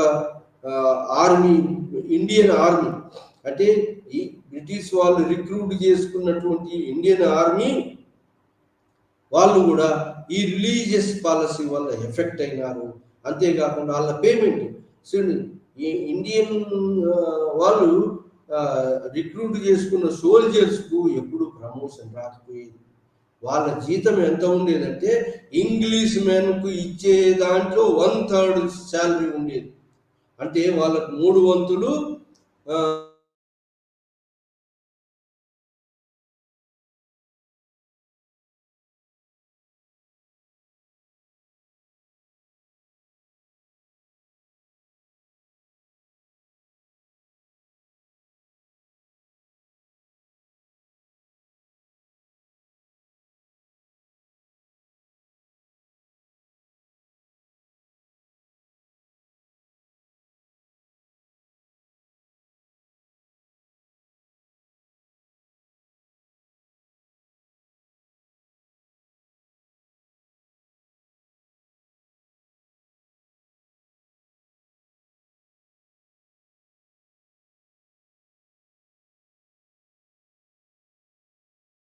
అలవెన్సెస్ ఇచ్చేవాళ్ళుగా, వీరు ఇంగ్లీష్ వాళ్ళతో సరి అయినంగా యుద్ధం చేసే సైనికులకు ఏమి ప్రమోషన్ ఉండేది కాదు, జీతాలు సరి అయిన విధంగా ఇచ్చేవాళ్ళు కాదు. ప్రమోషన్ లేకుండా ఎట్లా రిక్రూట్ అయినవాడు అట్లనే మరి దాదాపుగా రిటైర్డ్ అయ్యేవారు. అదే ఇంగ్లీష్ వాళ్ళు ఇమీడియట్గా వాళ్ళకు ప్రమోషన్స్ వచ్చి ఎక్కువ శాలరీ పే చేసేవాళ్ళు. ఇది disparity in the promotion and payment ఉంది. ఆ విధంగా వాళ్ళు కస్టమ్స్ మేనర్స్ వాళ్ళు క్లీన్ సేవ్డ్ చేసుకోవాలని, రిలీజియస్ మార్క్స్ తీసేయాలని నిబంధన పెట్టడం. సో ఈ విధంగా వాళ్ళ సోల్జర్స్ అంత ముందు డ్రెస్సును తీసేయాలని. సో ఈ విధంగా హరాస్మెంట్కు ఒకరు కాదు, అన్ని వర్గాల ప్రజలు మరి సైనికులు, ఇండిజినస్ సోల్జర్స్, ఇండియన్ సోల్జర్స్ కూడా హరాస్మెంట్కు గురి కావడం, ఇంగ్లీష్ ఈస్ట్ ఇండియా కంపెనీ తోటి హ్యూమిలియేట్ చేయబడటం. హ్యూమిలియేట్ అంటే అవహేళన చేయబడటం, వాళ్ళ ఆఫీసర్స్ తోటి అవహేళన చేయబడటం. ఇది ఈ విధంగా వాళ్ళు ఎదుర్కొన్నటువంటి రిలీజియన్, ముఖ్యంగా హౌదులో ఎక్కువ మంది నార్త్ ఇండియా నుంచి వచ్చినటువంటి వాళ్ళు రిలీజియస్ మైండెడ్ పీపుల్. ఆ రిలీజియస్ మైండెడ్ పీపుల్ సోల్జర్స్ను హర్ట్ అయ్యేటట్టుగా ఆ రిలీజియస్ సింబల్స్ ఉంచుకోకూడదని మరి వాళ్ళ యొక్క వీళ్ళందరూ సోల్జర్స్ ఎక్కువ మంది ఎక్కడి నుంచి వచ్చారో హౌదులో ఉన్నటువంటి పీజెంట్స్ రైతుల నుంచి వచ్చిన సోల్జర్స్ అందరూ కూడా పూర్ ఫ్యామిలీ రైతుల నుంచి వచ్చేవారు, రైతు కుటుంబాల నుంచి వచ్చేవాళ్ళు. ఈ రైతు కుటుంబాలు మరి మీద ఎక్కువ పన్నులు వసూలు చేయటము, మరి వాళ్ళ రిలీజియన్స్ కన్వర్ట్ చేయడం, రిలీజియస్ క్రిస్టియన్ మిషనరీస్ వచ్చినాయి. క్రిస్టియన్ మిషనరీస్ వచ్చి రిలీజియస్ కన్వర్షన్ హిందూస్ను క్రిస్టియానిటీ ఫోర్స్ఫుల్ గా కన్వర్ట్ చేయటము, పిజెంట్స్ మీద రైతుల మీద ఎక్కువ పన్ను వసూలు చేయడం, వీళ్ళంతా కూడా ఈ యొక్క ఫ్యామిలీస్ పిజెంట్ ఫ్యామిలీస్ నుంచి హిందూ ఫ్యామిలీస్ నుంచి ముస్లిమ్స్ ను కూడా వాళ్ళ యొక్క చిహ్నాలు ఉంచుకోకూడదని ఫోర్స్ చేసి new dress, European way of life, సైనిక లైఫ్ ఉండాలని విధించడంతో ఈ విధంగా రిలీజియస్ థ్రెట్, మరి ట్యాక్స్, వాళ్ళ పేరెంట్స్ ట్యాక్స్ బర్డెన్ అనుభవించడంతో మరి కన్వర్షన్ ప్రాబ్లమ్స్, ఫోర్స్ఫుల్ కన్వర్షన్ చేయటం, వాళ్ళను వాళ్ళ పేరెంట్స్ కన్వర్ట్ చేయటం, క్రిస్టియన్ మిషనరీస్ ప్రాపగండా చేయటం, కన్వర్షన్ ప్రాపగండా చేయటం, దానికి English east India company officer support చేయటం, ఈ అంతా కూడా ఈ యొక్క ఇండియన్ రిక్రూటెడ్ సోల్జర్స్ మీద ఎఫెక్ట్ పడ్డది. సోల్జర్స్ అసహనంగా ఉన్నారు. ఈ విధంగా రిలీజియస్ థ్రెట్, మరి ఈ బ్రాహ్మిన్స్, పిజెంట్ రైతులు, మరి ఆర్టిజాన్లో చేతి వృత్తుల వాళ్ళు, ఒకలేదు అన్ని రకాల వృత్తుల వాళ్ళు, ప్రొఫెషనల్ వాళ్ళు అందరూ కూడా మరి బ్రిటిష్ పరిపాలన, ఈస్ట్ ఇండియా కంపెనీ యొక్క మర్చెంట్ అండ్ ట్రేడింగ్ ఎక్స్ప్లైటేటివ్ పాలసీస్ తోటి వాళ్ళంతా కూడా మరి అసహనంగా, అన్ని వర్గాల వాళ్ళు అసహనంగా ఉన్నారు. ఆ అసహనమే ఏదైనా చిన్న అవకాశం దొరికితే రివోల్ట్ చేయడానికి సిద్ధంగా ఉన్నారు. ఇది ఇంకా డలౌసీ వచ్చాడు, Dalhousie modernisation policies, connecting integrated administration అని, ఇంటిగ్రేటెడ్ రైల్వే సిస్టమ్ అని, కమ్యూనికేషన్ సిస్టమ్ అని పెట్టాడు. మోడర్నైజేషన్ పాలసీస్ తోటి మరి వీళ్ళ యొక్క traditional village self sufficient village ఎకానమీని డిస్ట్రక్షన్ చేయడం మొదలు పెట్టారు. ఇండియాలో అంతకుముందు విలేజ్ సెల్ఫ్ సఫిషియెంట్ సిస్టమ్ ఉంది. ఆ village self sufficient system communication రావటము, ఫ్రీ ట్రేడ్ పాలసీ రావటము, ఆ village self sufficient system destroy కావటం జరిగింది. ఇంకా డలౌసీ మాల్ అడ్మినిస్ట్రేషన్, మరి డాక్ట్రిన్ ఆఫ్ ల్యాబ్స్, పుత్ర సంతానం లేని యొక్క సంస్థానాలను బ్రిటిష్ రాజ్యంలో కలుపుకునే పద్ధతులు, 2 పద్ధతులు, అది పరిపాలన బాగలేదని నెపంతో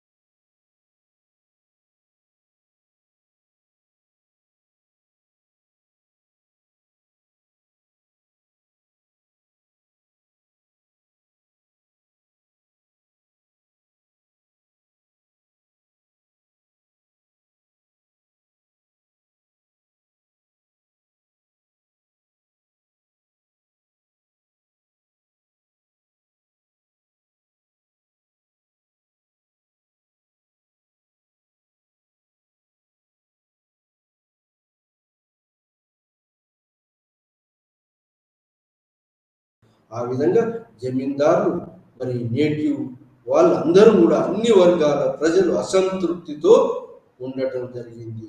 ఇలాంటి అసంతృప్తి యొక్క కారణాలు, ఇమీడియట్ కాజ్ ఏంటంటే ప్రిన్సెస్ కూడా మరి ఇది రాణి Jhansi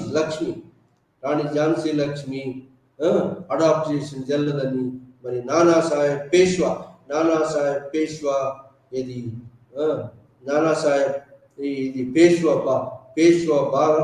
Bajirao two adopted son. Nanasaheb adoption కూడా చెల్లదని, తాంతియా తోపి అడాప్టేషన్ చెల్లదని, హజరత్ ఔద్ నవాబ్లో ఉన్నటువంటి యొక్క హజరత్ మా బేగం కొడుకు చిన్న పిల్లవాడు మాల్ అడ్మినిస్ట్రేషన్ మంచిగా అడ్మినిస్ట్రేషన్ చేయట్లేదు, దాన్ని స్వాధీనం చేసుకోవటం, ఇలాంటి యొక్క వాటితోటి మరి ఎక్స్పాన్షన్ పాలసీని పెట్టడం. ది డలౌసీ యొక్క ఎక్స్పాన్షన్ పాలసీ, డలౌసీ యొక్క పాలసీని ముఖ్యంగా రివోల్ట్కు కారణమైనది. ఇంకా ముఖ్యమైనది ఏంటి అంటే కార్న్వాలిస్. ఇంకా ముఖ్యమైనది వచ్చినటువంటి ఆఫ్టర్ డలౌసీ తర్వాత వచ్చినటువంటి వాడు 1857 లార్డ్ కానింగ్ వచ్చి ఏం చేసినాడంటే గ్రీజ్డ్ క్యాటరిడ్స్ పెట్టాడు. అది గ్రీజ్డ్ క్యాటరిడ్స్ అంటే రైఫిల్స్, గ్రీజ్డ్ ఇమీడియట్ కాదన్నది. గ్రీజ్డ్ క్యాటరిడ్స్ పెట్టడంతో ఆ గ్రీజ్డ్ క్యాటరిడ్స్ ఓపెన్ చేసినప్పుడు ఈ మౌత్ తోటి ఓపెన్ చేయాలి. ఆ గ్రీస్ ఏంటిదంటే రైఫిల్ లోడ్ చేసి అప్లోడ్ చేసి ఫైర్ చేయాలంటే దాన్ని కొసను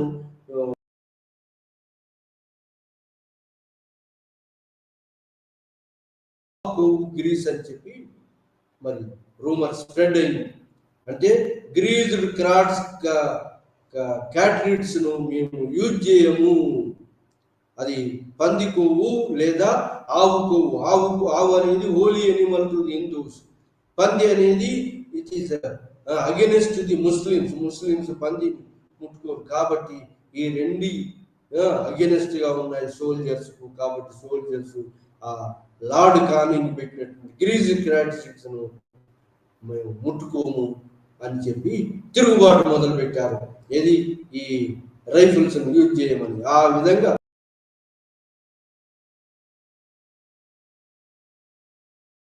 1824 నుంచే మొదలైంది సోల్జర్స్ వీటిని అసహనము, వాళ్ళ యొక్క డిస్పారిటీకి వ్యతిరేకంగా సోల్జర్స్ 1824 నుంచే మొదలైంది. సిపాయిల తిరుగుబాటు, బ్యారక్పూర్ తిరుగుబాటు 1824. ఆ తర్వాత 1856లో 57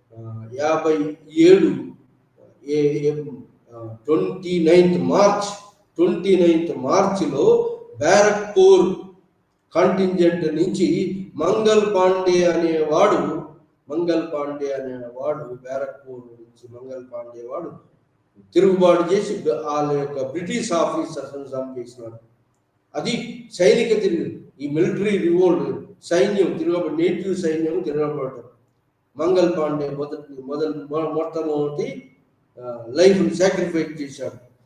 అదేవిధంగా అదే అక్కడనే కాకుండా మీరట్లో సైనికులు తిరుగుబాటు చేశారు. ఈ విధంగా ఇలాంటి కారణాలు. మరి ఈ ఇమ్మీడియట్ కాజ్ ఏంటంటే గ్రీజ్డ్ క్యాటరిడ్స్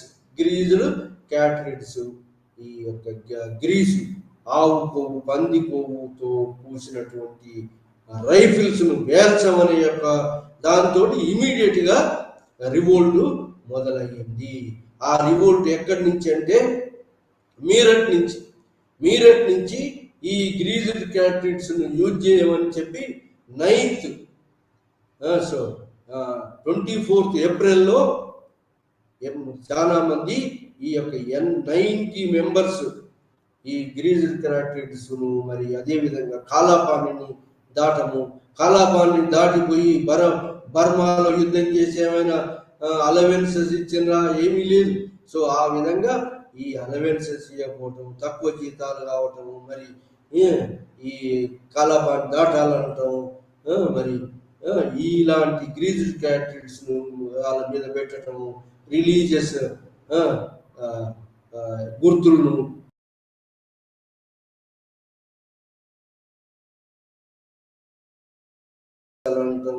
ఇవన్నీ కూడా మిలిటరీ యొక్క డిస్కాంటెంట్మెంట్ కు, డెస్పరేషన్ కు దారితీసి మరి గ్రీజుడ్ క్యాటరీస్ నుంచి మొదలైంది తిరుగుబాటు. మీరట్లో మొదలైంది. ఈ 90 మెంబర్స్ రివోల్ట్ చేస్తే అందులో 84 మందిని long term of imprisonment 10 years imprisonment గురి చేశారు. సో ఆ విధంగా మరి మిగతా కొంతమందిని మంగల్ పాండేను హ్యాంగ్ చేసినారు. మరి ఆ తర్వాత ఈ మీరట్లో ఉన్నటువంటి సైనికులు నెక్స్ట్ ఇమీడియట్ గా 10th మే 9th మే 10th మేలో మీరట్ నుంచి మిగతా regiments soldiers Indian soldiers from Meerut నుంచి Meerut rest of the soldiers of the Meerut నుంచి మొత్తం ఊకుమ్మడిగా తిరుగుబాటు చేసి మరి చలో ఢిల్లీ అనే స్లోగన్ తోటి ఢిల్లీకి మార్చేది. 10th మే నుంచి మొదలైంది తిరుగుబాటు. ఆ విధంగా ఎమర్జెన్స్ ఆఫ్ రివోల్ట్ మొదలైంది. ఎమర్జెన్స్ ఆఫ్ రివోల్ట్ 10th మేలో మొదలై ఆ విధంగా 10th మే నుంచి చలో ఢిల్లీ అని ఢిల్లీకి పరేడ్ మార్చ్ అయినారు ఈ మీరట్ సైనికులు. సో ఆ నుంచి ఢిల్లీకి పోయినారు. ఢిల్లీలో ఉన్నటువంటి యొక్క సైనికులు కూడా తిరుగుబాటు చేసినారు. తిరుగుబాటులో దానిలో జైన్ అయినారు. ఆ విధంగా జూన్ ఢిల్లీలో Bahadur Shah declared emperor of India. Bahadur Shah emperor of India అని డిక్లేర్ చేస్తూ ఢిల్లీ మొత్తం రివోల్టర్స్ ఆధీనంలోకి వచ్చింది. ఢిల్లీ ఎప్పుడైతే రివోల్టర్స్ ఆధీనంలోకి వచ్చిందో ఆ విధంగా నార్త్ ఇండియాలో కాన్పూర్, ఔద్, మరి ఈ నార్త్ బీహార్, బెంగాల్ ఈ రెజిమెంట్స్ అన్ని కూడా రివోల్ట్ అయింది. ఈ area central India, northern India, entire belt, Bengal area, northern India, Bihar area, ఈ ఏరియా అన్నీ కూడా రివోల్ట్స్ మొదలైంది. సో ఆ విధంగా రివోల్ట్స్ ఎప్పుడైతే జూన్, జూలై, ఆగస్టులో మొత్తం రివోల్ట్స్ నార్త్ ఇండియా మొత్తాన్ని రివోల్ట్స్ మొదలైనవి. ఎప్పుడైతే రివోల్ట్ సక్సెస్ అయిందో Bahadur Shah emperor of India proclaim చేసుకున్నారో సిపాయిస్, అక్కడి నుంచి ఒక అడ్మినిస్ట్రేషన్ కమిటీని ఏర్పాటు చేసుకున్నారు ఢిల్లీ నుంచి. ఢిల్లీలో వాళ్ళు ఒక లెటర్ ఇష్యూ చేసినారు రివోల్టర్స్. ఏం లెటరు? అందరూ రాజులు ఉన్నటువంటి ఇండియాలో ఉన్న రాజపుత్ర రాజులు అందరు రాజులు కూడా తమకు సపోర్ట్ చేయాలని ఒక లెటర్ను పంపారు నేటివ్ రాజులకు, ముఖ్యంగా రాజపుత్ర రాజులకు. ఇంకా ఆ తర్వాత అదే కాకుండా ఒక అడ్మినిస్ట్రేటివ్ కమిటీని ఏర్పాటు చేసుకున్నారు. దాంట్లో 10 మెంబర్స్ ఉంటారు. ఆ 10 మెంబర్స్లో 6 members army officials, army personals 6 members, rest of the 4 members మిగతా ఆర్మీ కానటువంటి వాళ్ళను ది అడ్మినిస్ట్రేటివ్ ఆర్గనైజేషన్ ఏర్పాటు చేసుకున్నారు. ఒక అడ్మినిస్ట్రేషన్ క్యారీ చేయడం కోసం అడ్మినిస్ట్రేటివ్ ఆర్గనైజేషన్ ఏర్పాటు చేసుకున్నారు. సో ఆ విధంగా ఈ రివోల్ట్ గ్రీజుడ్ క్యాటరీస్ తో మొదలైనటువంటి రివోల్ట్ మరి ఈ మొత్తం రివోల్ట్ అంతా కూడా నార్త్ ఇండియాలో మొత్తం చుట్టేసింది. ఎక్కడ? బీహారు, బెంగాల్, మరి నార్త్ ఇండియాలో రాజపుతానా ఏరియా, మరి అలా హౌదులో హజరత్ మహల్ బేగం, మరి అదే కాకుండా ఝాన్సీ లక్ష్మి, ఝాన్సీ నుంచి మరి నానా సాహెబ్ ఫ్రమ్ ది కలా మహారాష్ట్ర, పీష్వా బాజీరావు టు లాస్ట్ పీష్వా యొక్క అడాప్టెడ్ సన్ నానా సాహెబ్ పేష్వా మరి రివోల్ట్. అదేవిధంగా తాంతియా తోపి, మరి కన్వర్ సింగ్. సో ఈ విధంగా రివోల్టర్స్, ఆర్మీ రివోల్ట్, మొత్తం మీద ఆర్మీ అంతా కూడా రివోల్ట్ అయ్యి ఈ రివోల్ట్ ఆర్మీ ఎవరు? ఈ మొత్తం ఆర్మీ రివోల్ట్ మొత్తం అన్ని చోట్ల ఇది north India below the Ganga river మొత్తం ఏరియాలో, సెంట్రల్ ఇండియాలో గ్వాలియర్, మరి గ్వాలియర్, అదే బరోడా, సో ఈ ఝాన్సీ ఏరియా, ఈ సెంట్రల్ ఇండియాలో, నార్త్ ఇండియాలో, ఔదులో, ఉత్తరప్రదేశ్ కాన్పూర్లో, లక్నోలో, అలహాబాద్లో మొత్తం రివోల్ట్ అంతా వ్యాపించింది. ఈ విధంగా ఆర్మీ రివోల్ట్ పర్సనల్స్ ఇక్కడ మరి ఈ ఔదులో ముఖ్యంగా ఔదులో ఉన్నటువంటి వాళ్ళు కూడా ఆర్మీ పర్సనల్స్ ఢిల్లీలో ఎట్లయితే కమిటీ వేసుకున్నారో అట్లాంటి కమిటీ కూడా ఎక్కడ ఈ ఔదులో కూడా ఏర్పడింది. ఔదులో ఏర్పడినటువంటి కమిటీ ఏమని ప్రతిజ్ఞ చేసిందంటే ఆ ఢిల్లీ లెటర్స్ ఆఫ్ ఆర్డర్స్ను సేమ్ మనం ఇంప్లిమెంట్ చేస్తున్నామని చెప్పి ఒబలైజ్ చేస్తున్నామని చెప్పి అలా ఔదులో అట్లనే అది కాకుండా ఔదులో ఇంకా ఒక సివిల్ అడ్మినిస్ట్రేటివ్ ఆర్గనైజేషన్, ఒకటి మిలిటరీ అడ్మినిస్ట్రేషన్ ఆర్గనైజేషన్, 2 బ్రాంచెస్ ఏర్పాటు చేసుకున్నారు ఔదులు.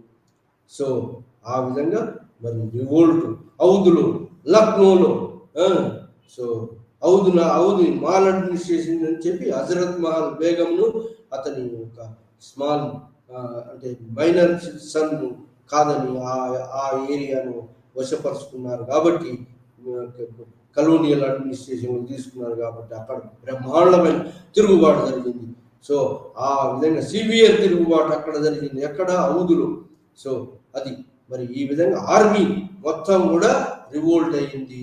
ఎందుకంటే ఆర్మీ రివోల్ట్ ముఖ్యంగా డిస్సాటిస్ఫాక్షన్ ఉంది, ఎట్టి సాలరీస్లో ఉంది, మరి హ్యూమిలియేషన్లో ఉంది, మరి అన్నిట్లో కూడా ఇండియన్ ఆర్మీ మరి ఇక్కడ తిరుగుబాటు ముఖ్యమైన కారణం ఏంటయ్యా అంటే ఈ తిరుగుబాటుకు అప్పుడు ఈ తిరుగుబాటు ఏరియాలో బ్రిటిష్ సైన్యం తక్కువ ఉన్నది. ఎక్కడుందంటే బ్రిటిష్ సైనికులు పంజాబ్లు రీసెంట్గా కాంక్వెస్ట్ చేసిన ఒక పంజాబ్ను వశపరుచుకున్నారు కాబట్టి బ్రిటిష్ సైన్యం అంతా పంజాబ్లో ఉంది. ఈ తిరుగుబాటు ఏరియాలో బ్రిటిష్ సైన్యం తక్కువ ఉన్నది, అది కూడా ఒక కారణం. ఈ యొక్క తిరుగుబాటు ఈ ఏరియాలో బాగా జరగటం దానికి ఆ విధంగా మరి అదే 1856లో ఇంకా క్రిమియన్ వార్ జరుగుతుంది. ఎక్కడ టర్కీ, అక్కడ క్రిమియన్ వార్ ఎండ్ అయింది. ఆ క్రిమియన్ వార్ 1856లో ఎండ్ కావడంతో బ్రిటిష్ సోల్జర్స్ అందరూ అక్కడ ఉన్న సోల్జర్స్ కూడా మరి ఈ యొక్క బ్రిటిష్ వాళ్ళు ఈ ఇండియాకు తరలించారు. ఆ విధంగా మరి బ్రిటిష్ సైన్యం బాగా రావటం బయట నుంచి ఆ విధంగా రివోల్ట్ను అంచడానికి వీలైంది. కానీ రివోల్ట్ మరి ఆర్మీతో పాటు మరి మిగతా పీపుల్స్ రివోల్ట్ కూడా అనొచ్చు. ఆర్మీ రివోల్ట్ ఒకటే కాదు, ఇది పీపుల్స్ రివోల్ట్ అంటారు. ఎందుకంటే ఆర్మీ ఎప్పుడైతే రివోల్ట్ అయిందో ఆర్మీ పర్సనల్స్కు కావలసిన ఇన్ఫర్మేషన్ మరి ఆహారం అంతా పబ్లిక్ ఇచ్చింది. ఇది ఇండిజినస్ సైన్యానికి, ఇండిజినస్ రివోల్టర్స్ కావాల్సిన ఫుడ్ సప్లై అంతా కూడా విలేజర్స్ చేశారు. వాళ్ళకు సరి అయినటువంటి ఇన్ఫర్మేషన్ కూడా ఇచ్చారు. కానీ అదే బ్రిటిష్ ఆర్మీకి ఇయ్యలేదు ఇన్ఫర్మేషన్, ఫుడ్ కూడా సప్లై చేయలేదు. కానీ ఈ విధమైనటువంటి ఒక ప్రజలు కూడా తిరుగుబాటు జరిగి ఈ విధంగా ఈ రెవెన్యూ పాలసీస్ తోటి బలపడినటువంటి బాగా బలపడినటువంటి ల్యాండ్ లార్డ్స్కు లేదా మనీ లెండర్స్కు అగెనెస్ట్గా ఆ మనీ లెండర్స్ యొక్క ధ్రువపత్రాలను కాల్చడం, బ్రిటిష్ సింబల్స్ అయినటువంటి post office, railways, British offices, British treasuries, roads ఈ యొక్క వాటిని డిస్ట్రక్షన్ చేయటం మొదలుపెట్టారు రివోల్టర్స్.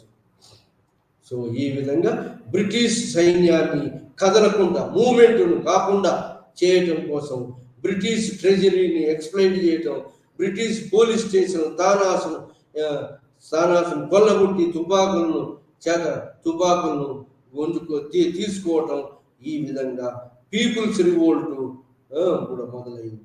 పీపుల్స్ ఎక్కడ పడితే అక్కడ ఈ యొక్క ప్రజలు కూడా పార్టిసిపేట్ అయి బ్రిటిష్ సింబల్స్ ఎక్కడెక్కడ ధ్వంసం చేయటం, బ్రిటిష్ వారికి నాన్ కోఆపరేషన్ చేయటం, బ్రిటిష్ మరి ఇండియన్ సోల్జర్స్కు ఫుడ్ అవి వగైరా సప్లై చేయటం, ఇన్ఫర్మేషన్ అవి మరి అదర్ ఎక్విప్మెంట్స్ కూడా సప్లై చేయటం, తోడ్పడటం, కోఆర్డినేషన్. మరి ఈ దీంట్లో రివోల్ట్స్లలో కూడా కోఆర్డినేషన్ ఉన్నది. సో ఈ విధంగా దీన్ని పీపుల్స్ రివోల్ట్ అంటారు. ఎందుకంటే ప్రజలు, అన్ని రకాల ప్రజలు కూడా దీంట్లో పార్టిసిపేట్ అయింది, అన్ని రకాల ప్రజలు పార్టిసిపేట్ అయింది కాబట్టి దీన్ని ఆర్మీ రివోల్ట్ కాకుండా పీపుల్స్ రివోల్ట్ కూడా అంటారు. సో ఇది మరి పీపుల్స్ రివోల్ట్ అని అంటారు. బ్రిటిష్ గ్రీజర్ క్యాట్రిట్స్ తక్షణ కారణము, దాంతో 1857 రివోల్ట్ బ్రోక్ అయింది. సో దాని తర్వాత మరి ఈ దీంట్లో ముఖ్యంగా ది రివోల్టర్స్ ఈ కామన్ మేజర్స్ ఏమేమి తీసుకున్నారంటే, కామన్ పాయింట్స్ ఏమేమి తీసుకున్నారంటే, ఎక్కడెక్కడ రివోల్ట్స్ జరిగిందో అక్కడక్కడ కమిటీస్ ఏర్పాటైంది, బ్యూరోక్రటిక్స్ కమిటీస్ ఏర్పడినాయి, మిలిటరీ క్యాంప్స్ కమిటీస్ ఏర్పడ్డాయి. ఆ విధంగా అడ్మినిస్ట్రేషన్ ముందుకు తీసుకుపోవటం వల్ల యూనిటీని, కోఆర్డినేషన్, కోఆపరేషన్, రివోల్టర్స్ మధ్యలో ఒక కోఆర్డినేషన్, ఢిల్లీ నుంచి మరి ఔద్, లక్నో, బ్యారక్పూర్, బీహార్, నర్మదా వ్యాలీకి ఎబో ఉన్న సెంట్రల్ ఇండియాలో గ్వాలియర్, ఝాన్సీ ఏరియాలో మరి గ్వాలియర్ రాజా సపోర్ట్ గా బ్రిటిష్ వారికి ఉన్నప్పటికీ సైన్యం మొత్తం రివోల్ట్ అయింది. సైన్యం మొత్తం మరి గ్వాలియర్ రాజా, మరి అదే విధంగా బరోడా, మిగతా రాజు కొంతమంది సెంట్రల్ ఇండియాలో బ్రిటిష్ వాళ్లకు సపోర్ట్ పలికినా కూడా మరి సైన్యం జైన్ అయింది. ఆ విధంగా సైనికులు అందరూ జైన్ అయ్యి మరి సైనిక తిరుగుబాటు సక్సెస్ అయ్యి, సైనిక తిరుగుబాటులో ఒకటి లెటర్స్ పంపడం, అందరికి రూలర్స్ సపోర్ట్ చేయమని, ఇంకోటి అడ్మినిస్ట్రేటివ్ కమిటీ ఒకటి ఏర్పాటు చేసి అంతటా కూడా అడ్మినిస్ట్రేటివ్ రివోల్ట్ ఎక్కడెక్కడ జరిగినా అక్కడ అడ్మినిస్ట్రేటివ్ కమిటీస్ ఏర్పాటు చేశారు, మిలిటరీ కమిటీస్ ఏర్పాటు చేశారు. ఈ యొక్క ఏర్పాటు చేసి ఈ మూమెంట్ను, రివోల్ట్ను ముందుకు తీసుకుపోగలిగినారు. అది ఔదులో ఇంకా బాగా, ఢిల్లీలో ఔదులో ఇలాంటివి జరిగినాయి.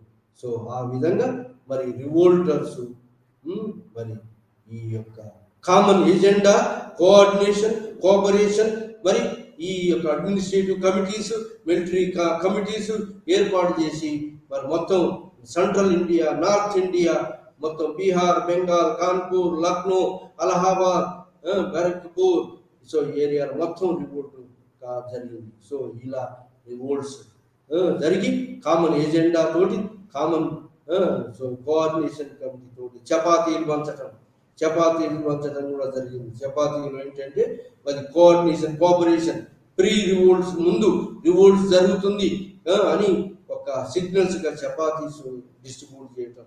సో ఈ విధంగా తక్కువ ఆర్మ్స్ అమ్యునేషన్ ఉన్నప్పటికీ కూడా రివోల్ట్స్ మరి ఎప్పటిదాకా జరిగిందంటే 1 year పట్టింది.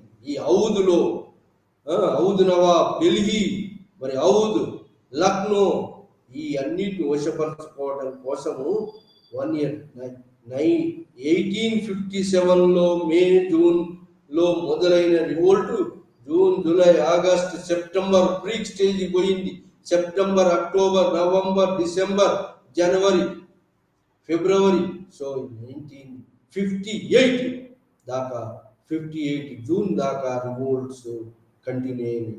ఈ రివోల్ట్స్ మరి రివోల్ట్స్ 1959 దాకా కంటిన్యూ అయ్యి, రివోల్ట్స్లో పాల్గొన్నటువంటి వాళ్ళు ఎవరయ్యా అంటే, రివోల్ట్స్ను రిప్రెషన్ చేయడానికి మరి బ్రిటిష్ వాళ్ళు ఎన్నో ఎత్తుగడలతోటి బయట నుంచి ఆర్మీని రప్పించారు.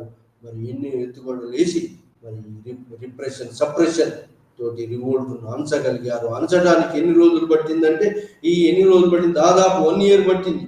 ఈ British policy of diplomats policies తోటి, బ్రిటిష్ మిలిటరీ ఆధిపత్యం, మరి వీళ్ళలో coordination, cooperation, revolters all India revolt కాకపోవడం, ఆల్ ఇండియా కొంత ప్రిన్సెస్ మరి వాళ్ళు కూడా సపోర్ట్ చేయకపోవటం, మరి ఈ విధంగా రివోల్ట్ సక్సెస్ కాకపోవడానికి ముఖ్యమైన కారణం ఏంటి? ముఖ్యంగా జమీందారులు, ప్రిన్సెస్ వాళ్ళు మరి సపోర్ట్ చేయలేదు. ఇంకోటి, ఈ యొక్క రివోల్ట్ అణచడానికి బ్రిటిష్ వాళ్ళు మెజర్స్ తీసుకున్నారు. ఏం మెజర్స్ తీసుకున్నారు? సప్రెషన్ అండ్ రిప్రెషన్ మెజర్స్ కాకుండా ఇంకో మెజర్ ఏంటంటే ప్రిన్స్లీ అష్యూరెన్స్ ఇచ్చారు. ప్రిన్సిలీ స్టేట్స్కి అష్యూరెన్స్ ఇచ్చారు, ఇక ముందు మేము ఏ ప్రిన్సిలీ నేటివ్ స్టేట్స్ మేము ఏది మాల్ అడ్మినిస్ట్రేషన్ కానీ లేదా సుపరిపాలన లేదని కానీ, డాక్ట్రిన్ ఆఫ్ ల్యాబ్స్ వల్ల సక్సెషన్ తీసుకోకూడదని కానీ సక్సెషన్ రైట్స్ ఇచ్చారు. ఎవరినైనా అడాప్షన్ చేసుకోవచ్చు. ఏ ప్రిన్సిపల్ స్టేట్స్ కూడా మేము ఇక ముందు మేము స్వాధీనం చేసుకోము అని చెప్పి గ్యారంటీ ఇచ్చారు. సో ఆ విధంగా ప్రిన్సిపల్ స్టేట్స్ను మభ్య పెట్టడం కోసం, మిగతా ప్రిన్సిపల్ స్టేట్స్ను జైన్ కాకుండా మభ్య పెట్టడం కోసము ప్రిన్సెస్ గ్యారంటీ ఇచ్చారు. ఇంకా ల్యాండ్ లార్డ్స్ ఎవరైతే తిరుగుబాటు చేశారో, ల్యాండ్ లార్డ్స్ తిరుగుబాటు చేసినట్టు వాళ్ళను వశపరుచుకొని ఎవరైతే తిరుగుబాటుకు మద్దతు తెలిపారో వాళ్లకు తక్కువ రెంటులో ల్యాండ్స్ ఇచ్చివేయడం జరిగింది. ఆ విధంగా ల్యాండ్ లార్డ్ సపోర్ట్ సంపాదించారు. మరి హెవీ మిలిటరీ గన్స్ ఇవన్నీ ఉన్నాయి. ఇంకా ప్రిన్సెస్ సపోర్ట్ సంపాదించారు, జమీందారు సపోర్ట్ సంపాదించారు. ఇంకా ఏంటంటే ఈ రివోల్టర్స్ ఎవరైతే ఉన్నారో వాళ్ళను ప్రొటెక్షన్ చేస్తాము, మరి వాళ్ళను శిక్షించము. ఎవరైతే బ్రిటిష్ పర్సనల్స్ చంపిన వాళ్ళను తప్ప మిగతా వాళ్ళందరినీ మేము ప్రొటెక్ట్ చేస్తాం, పార్డన్ చేస్తాము, క్షమిస్తాము అని చెప్పి అనౌన్స్ చేశారు. ఈ విధంగా రివోల్ట్ను బ్రేక్ చేయడానికి ఎన్నో ఎత్తుగడలు వేసి మరి వాళ్ళ సైన్యాన్ని పంపు చేసి ఎన్నో ఎత్తుగడలు చేసి రివోల్ట్ను రిప్రెషన్ ద్వారా అణిచివేశారు. అయినప్పటికీ రివోల్ట్ 1858 జూన్ జూలై దాకా కంటిన్యూ అయింది. ఆ విధంగా ఈ ఝాన్సీ లక్ష్మి మరి 1858లో అసూలు బాసింది. ఇది యుద్ధంలోని ఝాన్సీ లక్ష్మి మరి గ్వాలియర్ చేరుకుని తర్వాత ఝాన్సీ లక్ష్మి నానా సాహెబ్ పేష్వా ఎస్కేప్ అయి 58 దాకా అతను పోరాడాడు. 58 దాకా పోరాడు. అతను నేపాల్కు ఎస్కేప్ అయ్యి పారిపోయినాడు. నానా సాహెబ్ తాంతియా తోపి ఈ గ్వాలియర్లోనే మరణించడం జరిగింది. తాంతియా తోపి మరణించాడు. సో కన్వర్ సింగ్ కూడా మరణించారు. హజరత్ మహల్ బేగం ఆఫ్ ఔద్ కూడా నేపాల్కు ఎస్కేప్ అయింది. ఈ విధంగా 1 year పట్టింది ఈ రివోల్ట్ను సపరేట్ చేయడానికి. బ్రిటిష్ వాళ్లకు 1 సంవత్సరం పైన పట్టింది రివోల్ట్స్ సపరేట్ చేయడానికి. సో ఈ విధంగా ఆల్ ఇండియా రివోల్ట్ కాకపోయినప్పటికీ, సరైన వెపన్స్ లేకపోయినప్పటికీ, కోఆపరేషన్ లేకపోయినప్పటికీ బ్రిటిష్ వాళ్ళను గడగడలాడించినటువంటి ఈ యొక్క తిరుగుబాటును, సిపాయిల తిరుగుబాటును ఏమంటారు 1857 సిపాయిల తిరుగుబాటు అని అంటే కాకుండా first war of Indian independence rehearsal, పెద్దదానికి రిహార్సల్ అని మొదలు అన్నారు. సో ఈ రివోల్ట్ మరి బ్రిటిష్ యొక్క కోటలు బద్దలు కొట్టింది. సో ఆ విధంగా బ్రిటిష్ వాళ్ళు తమే సుపీరియర్ అనే అటువంటి ఫీలింగ్ కూడా పక్కకు తోసేసింది. ఆ విధంగా బ్రిటిష్ వాళ్ళ యొక్క ఈ యొక్క బ్రిటిష్ వాళ్ళ యొక్క బునియాదులను కదిలించింది ఈ యొక్క 1857 రివోల్ట్.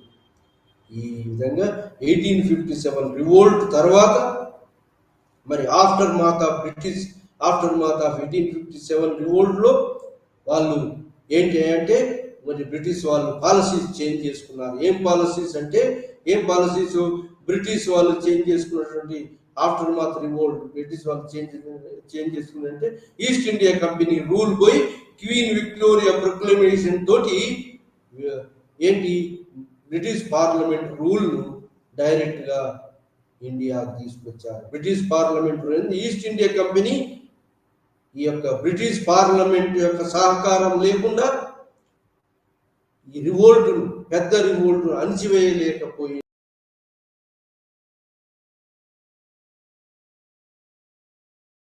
తీసుకొని సైన్యాన్ని అన్ని పంపి ఈ యొక్క 1857 రివోల్ట్ను అణిచివేసి ఈస్ట్ ఇండియా కంపెనీ రూల్ రద్దు చేస్తూ మరి ఇండియా యొక్క పరిపాలనను తమ ఆధీనంలోకి 1858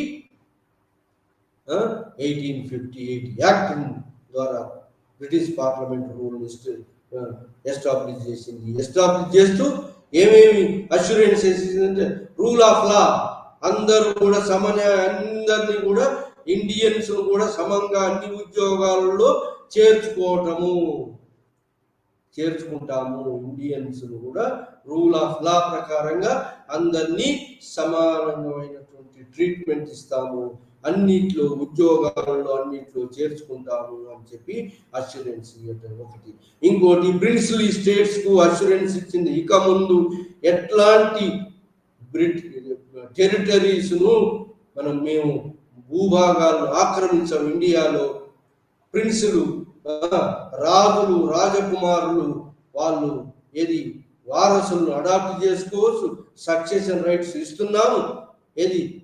Dalhousie succession doctrine of lapse తీసేస్తూ, మరి మాల్ అడ్మినిస్ట్రేషన్ తీసేస్తూ, ఇక ముందు మేము ప్రిన్సెస్ గ్యారంటీ ఇస్తున్నాము, వాళ్ళు స్వపరిపాలన చేసుకొని మాకు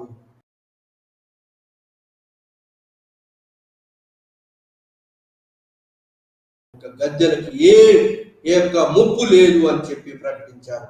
ఆ విధంగా ప్రిన్సెస్ క్రియేట్ చేశారు సపోర్టర్స్ గా. ఇది 1857 రివోల్ట్ లో లార్డ్ కానింగ్ బాగా గమనించింది. 1857 రివోల్ట్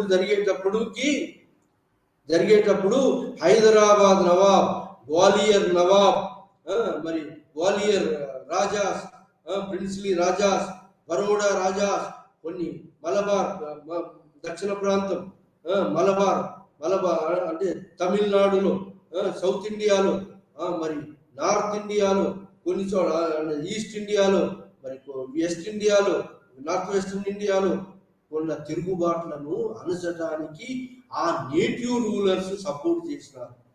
సో అది గమనించాడు ఎవరు? Lord Canning. కాబట్టి నేటివ్ రూలర్స్ కనుక ఉంటే, సపోర్ట్ ఉంటే ఏంటి, ఈ బ్రేక్ వాటర్స్ అంటే ఒక ఉప్పెన్లో వాళ్ళు బ్రేక్స్ వేసినట్టుగా పనిచేస్తారు, బ్రిటిష్ రూల్ సపోర్ట్ చేస్తారు అని గమనించాడు. ఆ విధంగా గమనించి 1858 యాక్ట్ లో వాళ్లకు అన్ని హక్కులు కల్పించాడు. వాళ్లకు ఏ భద్రత కల్పించాడు. ఎవరైనా తిరుగుబాటు చేస్తే టెంపరీగా బ్రిటిష్ సైన్యం వస్తుంది, ఆ రాజు యొక్క సంస్థానాన్ని నిలబెడుతుంది, కానీ పర్మనెంట్ గా ఆ రాజును తొలగించదు. ఈవెన్ రివోల్ట్స్ జరిగినా కూడా, ఇంటర్నల్ రివోల్ట్స్ జరిగినా కూడా అలాంటి గ్యారంటీస్ ఇచ్చి బ్రిటిష్ వాళ్ళు ప్రిన్స్లీ రాజాస్ అందరూ తమ గుప్పిట్లోకి తీసుకున్నారు. అదేవిధంగా ల్యాండ్ లార్డ్స్ కూడా తమ గుప్పిట్లోకి మలుచుకున్నారు. ల్యాండ్ లార్డ్స్, జమీందార్స్, జాగీర్దార్స్ వాళ్ళ హక్కులు మేము రక్షిస్తాము అని. వీళ్ళేంటంటే ప్రజలకు మరి రూలర్స్ మధ్యలో బ్రేక్ వాటర్స్ గా పనిచేస్తారని చెప్పి మరి పాలసీని వాళ్ళను ల్యాండ్ లార్డ్స్, మరి ఈ యొక్క ప్రిన్సెస్ను, మరి అది ఇంకా ఎవరంటే మరి ఇలా ఈ విధంగా మరి బ్రిటిష్ పార్డెన్, అందరిని పార్డెన్ చేస్తున్నాం. మరి అంటే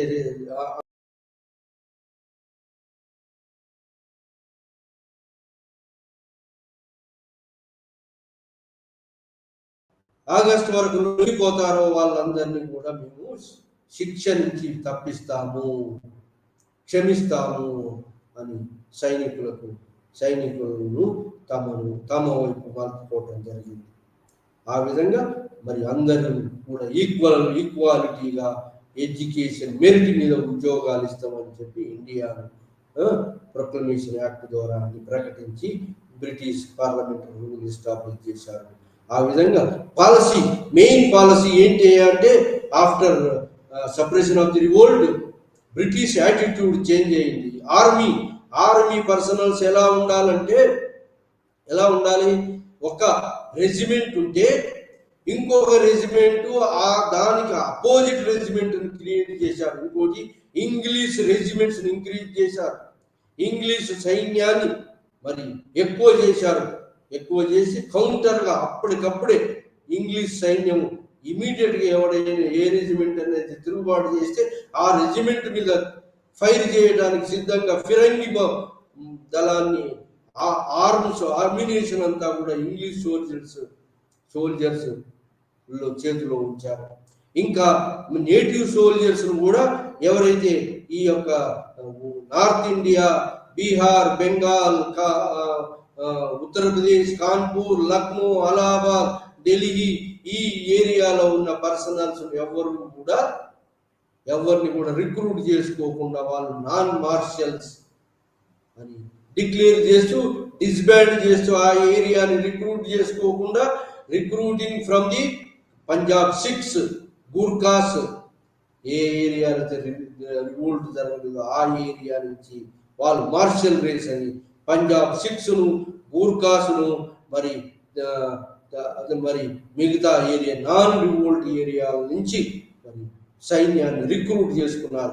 రిక్రూటెడ్ సైన్యం కూడా ఎట్లా ఉంటుందంటే క్యాస్ట్ వైజ్గా, రిలీజన్ వైజ్గా, క్యాస్ట్ క్రీడ్ వైజ్గా డివిజన్స్ చేసి ఒక రెజిమెంట్ ఉంటే పంజాబ్ రెజిమెంట్ ఉంటే మరి ఆంధ్ర రెజిమెంట్కి అగ్రెస్ట్గా తమిళనాడు, ఇట్లా రెజిమెంట్ ఆఫ్టర్ రెజిమెంట్ ఒక దగ్గర అందరూ గుమిగూడి ఒకే భాష మాట్లాడే వాళ్ళు కాకుండా వివిధ భాషలు మాట్లాడే వాళ్ళు పక్కన వివిధ భాషలు మాట్లాడే వాళ్ళు కౌంటర్గా మరి ఏర్పాటు చేశారు. రెజిమెంట్ క్యాస్ట్ వైజ్గా, కమ్యూనిటీ వైజ్గా, రీజన్ వైజ్గా డివైడ్ చేశారు రెజిమెంట్స్.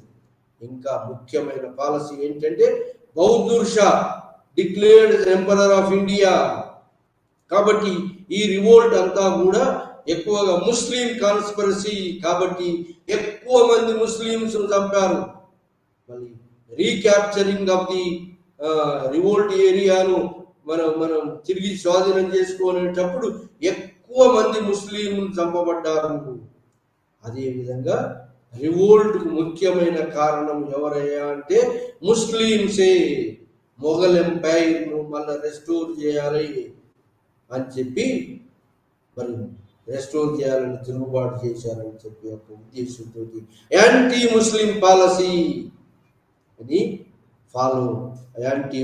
ముస్లింకి వ్యతిరేకమైనటువంటి యొక్క మార్గాన్ని ఎంచుకున్నారు. 1857 నుంచి 1885 దాకా యాంటీ ముస్లిం పాలసీ, ముస్లింలకు వ్యతిరేకంగా బ్రిటిష్ పాలసీని మౌల్డ్ చేసుకున్నారు. బ్రిటిష్ పాలసీని చేసుకున్నారు.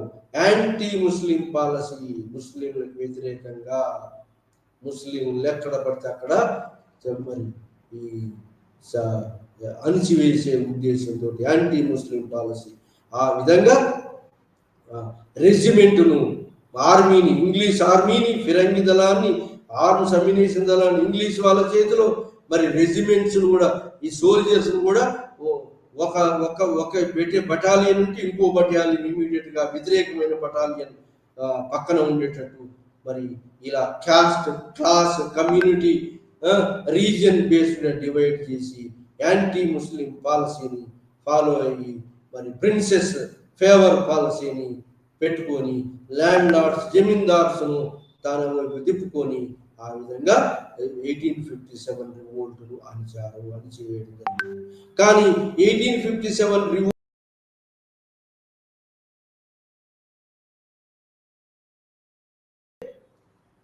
ఏంటి మనం 1857 రివోల్ట్ ద్వారా మనం నేర్చుకున్నదంటే ఇది ఆల్ ఇండియా వైడ్ జరగకపోయినా కూడా,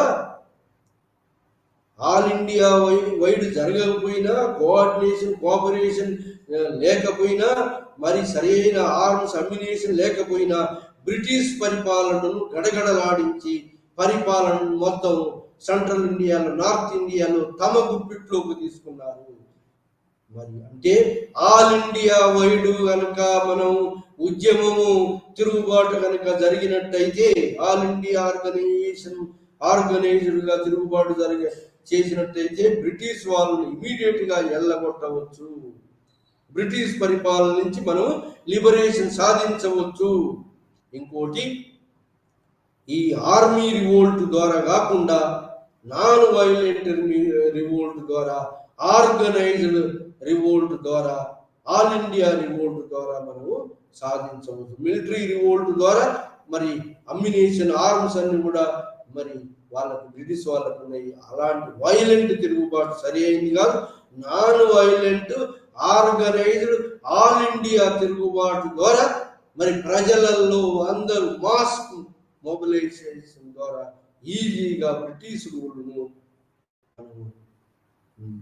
మనం ఇండియా నుంచి తీసివేయవచ్చు అనేటువంటి లెసన్ ఈ 1857 రివోల్ట్ మనకు ఇవ్వగలిగింది. అందుకోసం దీన్ని first war of Indian independence, A rehearsal for the Indian independence అన్నారు. ఎక్కువగా దీంట్లో సిపాయిస్, ఎఫెక్టెడ్ పీపుల్ పార్టిసిపేట్ అయినారు కాబట్టి దీన్ని ఎక్కువ మంది సిపాయిలు మిలిటరీ రివోల్ట్ జరిగింది కాబట్టి దీన్ని సిపాయి మ్యూటిని అన్నారు.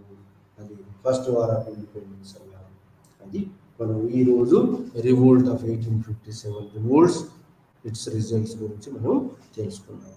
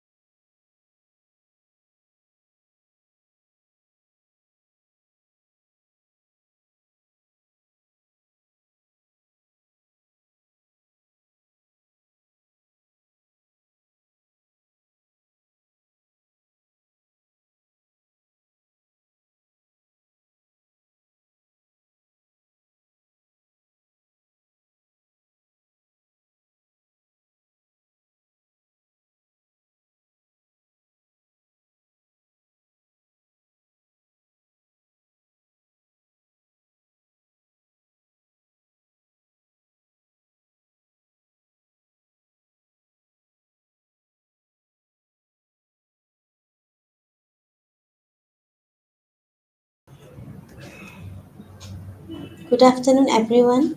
BSc 131 Unit 8 Contribution of Western Philosophers লাষ্টত যোন দুজন ৱেষ্টাৰ্ণ ফিলচফাৰ্ছ অৰ্থাৎ পাশ্চাত্য দাৰ্শনিকৰ অৱদান আছিলে সেইখিনি ডিছকাছ কৰিম আৰু তাৰ লগত ইন ৰিলেশ্যন টু এডুকেশ্যন অৰ্থাৎ শিক্ষাৰ লগত জড়িত তেওঁলোকৰ শিক্ষণৰ পদ্ধতি তাৰ লগত পাঠ্যক্ৰম দিয়া পাঠ্যক্ৰম অনুসৰি এজন শিক্ষকৰ ভূমিকা অৰ্থাৎ শিক্ষক এজন আদৰ্শ শিক্ষক এজন কেনেকুৱা হয় আৰু তাৰ লগত যিমানখিনি তেওঁলোকৰ বিচাৰ বা ভাৱধাৰণা আছিলে সেইখিনি ডিছকাছ কৰিম চ' যোনখিনি আমি প্ৰথম প্লেটৰ আমি এইখিনি কনচেপ্টখিনি আমি পঢ়ি লাষ্ট ডিছকাছ কৰিছিলোঁ আৰু যোনখিনি এতিয়া পিছত আমি জন ডিবি পঢ়িছোঁ কাৰিকুলাম পঢ়িছোঁ আমি আজি এতিয়া এইজন পঢ়িম তো আমি যেতিয়া কওঁ কি যে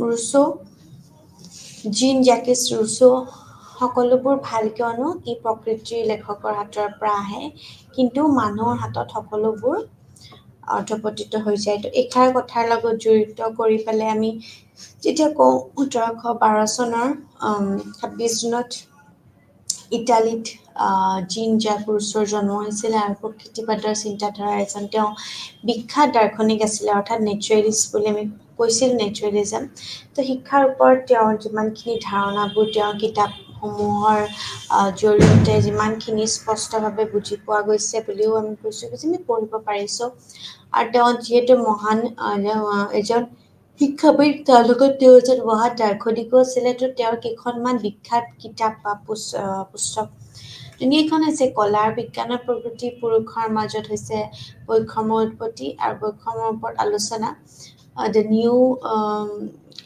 যোনখন লাইফ তাৰপিছত সামাজিক চুক্তি আৰু শিক্ষক হিচাপে তেওঁৰ বিদ্যালয়ৰ প্ৰতিগৰাকী জীৱনৰ প্ৰত্যেকগৰাকী শিশুৰ জীৱনৰ এনে শিশুসকলৰ যিমানখিনি শাৰীৰিক শাস্তি দিছিলে আৰু তেওঁ শিক্ষকসকলৰ ভয় কৰিছিলে যিহেতু বিদ্যালয়ৰ পৰিৱেশৰ শিশুৰ বিকাশৰ বাবে আমাৰ যিমানখিনি চৌহদপূৰ্ণ নাছিলে কিন্তু তেওঁৰ বিবেচনা কৰিছিল যে বিদ্যালয়ৰ শিক্ষাৰ কোনো ধৰণৰ উপায়ো নাই ঠিক তেনেকৈ তেওঁৰ মতে শিশুৰ ওপৰত প্ৰকৃতি হৈছে একমাত্ৰ আমি কি বুলি কওঁ বিশুদ্ধ বুলি ক'ব পাৰোঁ পৰিষ্কাৰ আৰু আকৰ্ষণীয় বুলিও কওঁ তাৰ লগত প্ৰভাৱ পৰে মানৱ সমাজৰ সম্পূৰ্ণভাৱে আমি দুৰ্নীতি যেতিয়া আমি দুৰ্নীতিগ্ৰস্ত সেয়েহে মানুহক আমি কি কৰিব পাৰোঁ সমাজৰ বন্ধনৰ পৰা মুক্ত কৰিব লাগে আৰু প্ৰকৃততে জীয়াই আমি থাকিবও দিব লাগে মানুহৰ প্ৰকৃততে মূল্যত আমি কওঁ কি যে ভাল আৰু ইয়াক মুকলি পৰিৱেশত আমি সদায় মুক্ত বিকাশৰ বাবে পৰ্যাপ্ত আমি সুযোগো দিব লাগে বুলি কোৱা যায় ঠিক তেনেকৈ তেওঁৰ বিখ্যাত যোনখন কিতাপ আছিলে সেইখন এমিল আছিলে আৰু সেই শিশু শিক্ষাকৰ ক্ষেত্ৰত আছিলে আৰু ইয়াত তেওঁ সদায় এখন সমাজ আৰু বিদ্যালয় আৰু তাৰ আঁতৰত প্ৰাকৃতিক পৰিৱেশত কিছুমান শিক্ষা প্ৰদান কৰা এজন কাল্পনিক শিশু এমিলৰ শিক্ষাৰ জৰিয়তে শিক্ষা প্ৰক্ৰিয়াৰ বৰ্ণনাও কৰিছিলে আৰু এই কিতাপখনৰ লগতে তেওঁ এজন শিক্ষাৰ মানসিক নীতিবোৰক অধিক গুৰুত্ব দিছিলে কিয়নো তেওঁ কৈছিলে কি যে আমি সদায় অন্বেষণ কৰিব লাগে মুক্তি কৰি দিয়া হৈছে আৰু তাৰ মতে আমি সদায় শাৰীৰিক আৰু মানসিকভাৱে প্ৰকৃতি আমি খোলাত সদায় বিকাশিত হ'ব পাৰোঁ আমাৰ গ্ৰ'থ হ'ব পাৰে ঠিক তেনেকৈ concept and aims of education বুলি ক'লে আমি ক'ব পাৰোঁ যে তেওঁলোকে শিক্ষাৰ ধাৰণাবোৰ আৰু উচ্চ শিক্ষাৰ ক্ষেত্ৰত আমাৰ যিমানখিনি পদন্ত পদ্ধতিবোৰৰো কিছুমান পৰামৰ্শ দিছিলে শিশুৰ শিক্ষাৰ্থীৰ সম্পূৰ্ণ স্বাধীনতাৰ ওপৰত গুৰুত্ব দিছিলে কোনো আৰোপ কৰা শাৰীৰিক শাস্তি নহয় কেৱল শিশুৱে প্ৰাকৃতিক শাস্তি বা অনুভৱ কৰিব পৰাও কয় যি পৰৱৰ্তী সময়ত সদায় শিশুটোক সঠিক আৰু ভাল কাম কৰাত সহায় বা শিকাব পাৰে ঘৰত কৰা কিয়নো অৱহেলা বা উলংঘনৰ ফলতো আমাৰ কিছুমান কি হয় বেদনা কষ্ট হয় তো স্বাভাৱিকভাৱে আমি চৰিত্ৰ গঠনৰ ওপৰত গুৰুত্ব দিছিলে তো শিক্ষাৰ লক্ষ্য শিশুটোৰ প্ৰাকৃতিক কাৰ্যকলাপৰ ওপৰত গুৰুত্ব দিয়াৰ উচ্চৰ মতে মংগলময় হৈছে শিশুসকলৰ এক সহজগত গোট।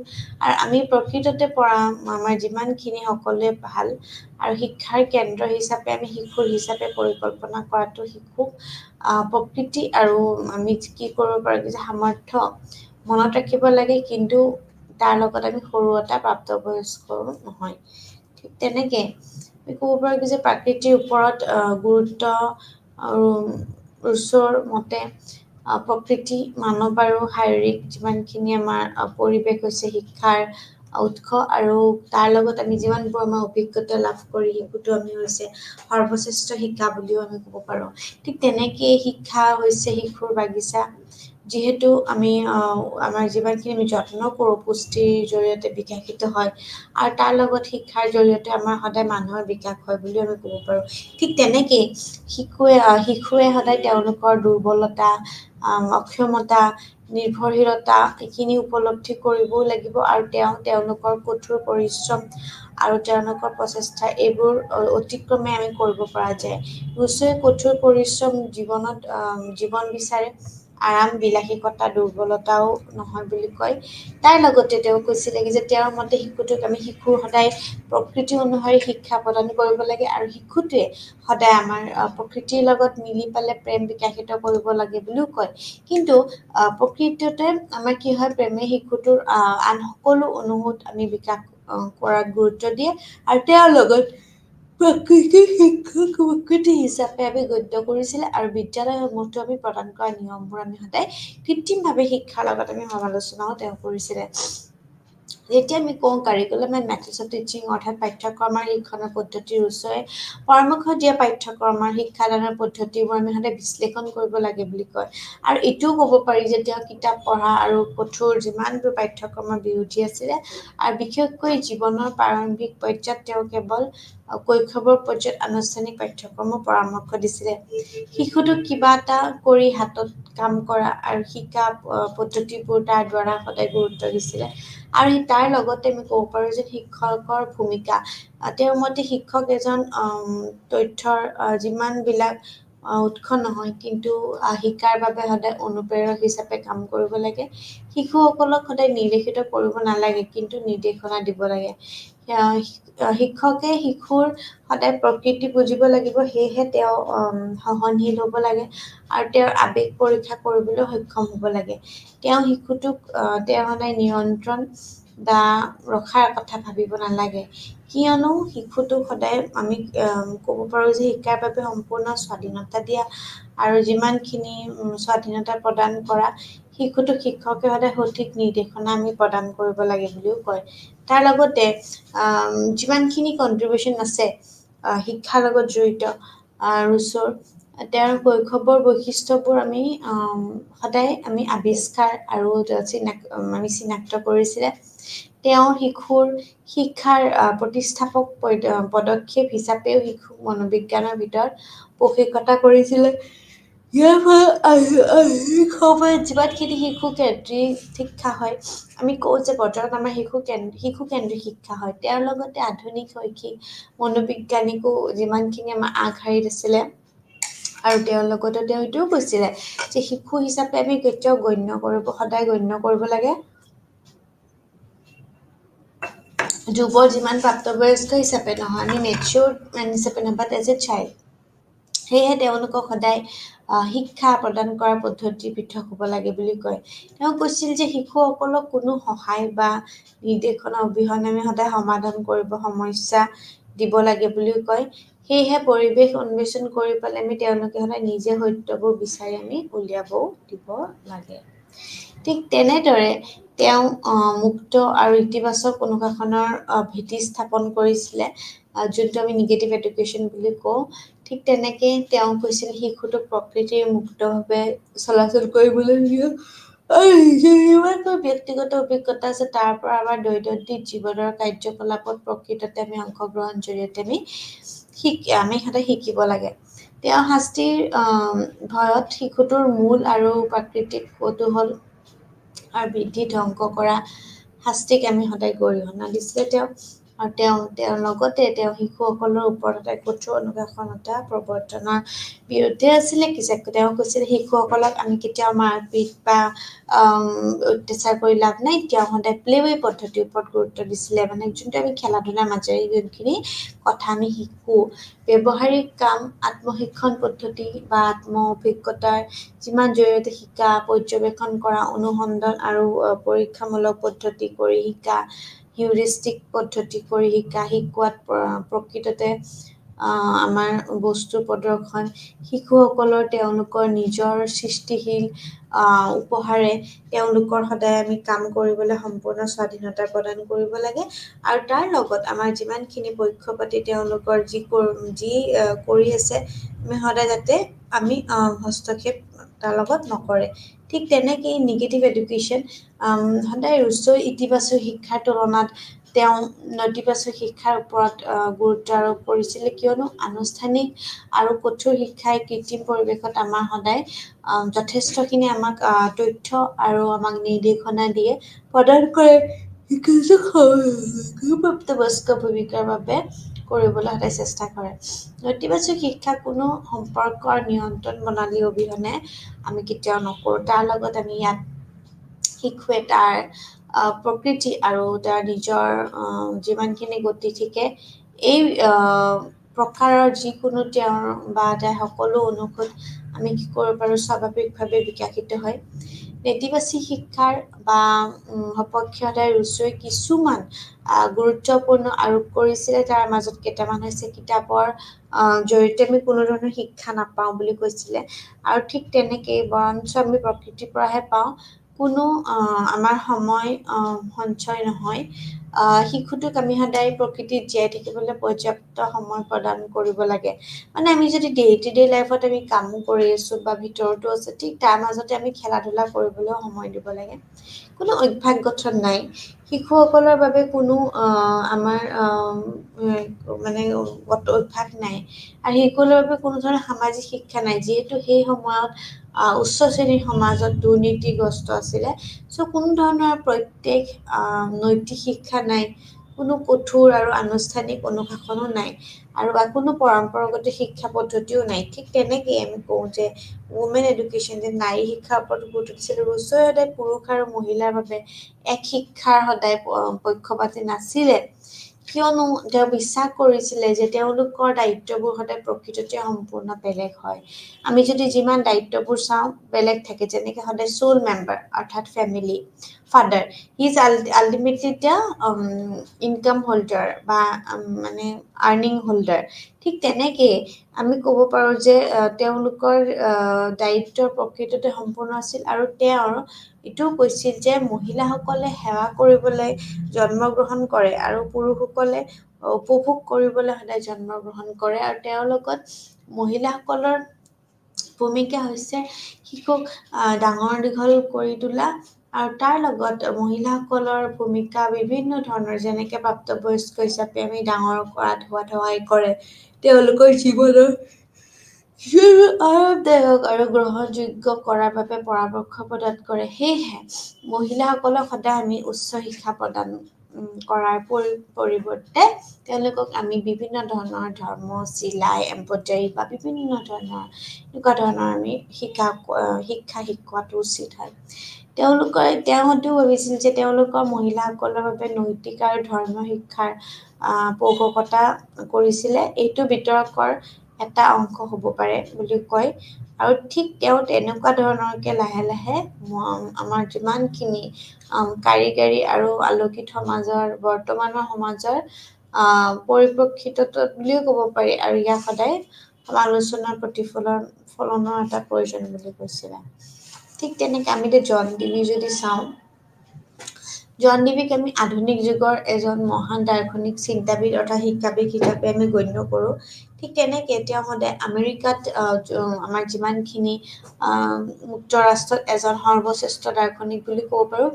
বিশ্ববিদ্যালয়ৰ পৰা স্নাতক হোৱাৰ পিছত তেওঁ এখন স্কুলৰ শিক্ষক হিচাপে কৰ্মজীৱন আৰম্ভ কৰে, আৰু পিছলেও জন হপকিন্স বিশ্ববিদ্যালয়ৰ পৰা তেওঁ দৰ্শনত ডক্টৰেট ডিগ্ৰী লাভ কৰে।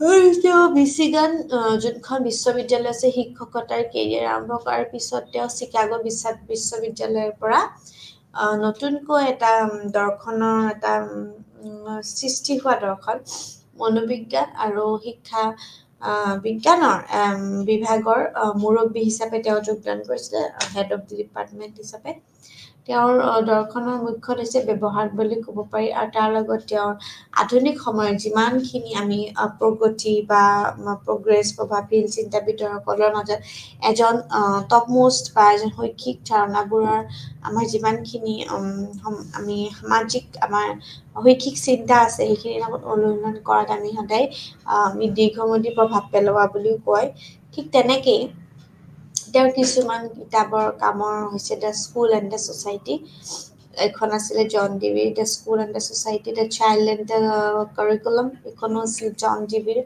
আমি কেনেকৈ চিন্তা কৰোঁ how often we think how do you think এনেকুৱা শিক্ষাৰ প্ৰতি আগ্ৰহৰ প্ৰচেষ্টা trial and error education towards trial and error then গণতন্ত্ৰ আৰু শিক্ষা অভিজ্ঞতা আৰু শিক্ষা মানে চব everything is related to each other আৰু নিশ্চয়তাৰ বাবে অনুসন্ধান আৰু জ্ঞান আৰু কাৰ্য সম্পৰ্কে অধ্যয়ন এইসমূহ কিতাপ তেওঁ লিখিছিলে then concept and aims of education অৰ্থাৎ শিক্ষাৰ লক্ষ্য আৰু ধাৰণা শিক্ষা হৈছে আমি জানো এজন ব্যক্তিজনৰ সেই সকলো ক্ষমতাৰ বিকাশ আৰু তেওঁৰ সদায় পৰিৱেশ নিয়ন্ত্ৰণ কৰিবলৈ আৰু সদায় দিয়া সম্ভাৱনা পূৰণ কৰিবলৈ সদায় সক্ষম কৰিব লাগে আৰু আমি শিক্ষাৰ লগতে এটা সামাজিক আমি প্ৰয়োজনীয়তা আছে বুলি কওঁ অকল শিক্ষা ল'লেই নহ'ব এটা সামাজিক প্ৰয়োজনীয়তা আছে এইটো ব্যক্তি আৰু সমাজ দুয়োৰে পৰা আমি গতিশীল আমাৰ প্ৰগতিশীল আমাৰ প্ৰকৃতি হয় আৰু তাৰ লগতে এইটো এটা আমাৰ বাইপলাৰ প্ৰক্ৰিয়া বুলি কৈছে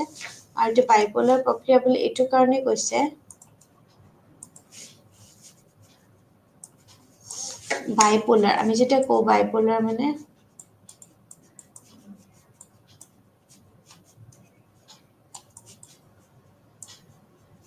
bipolar what does it mean two poles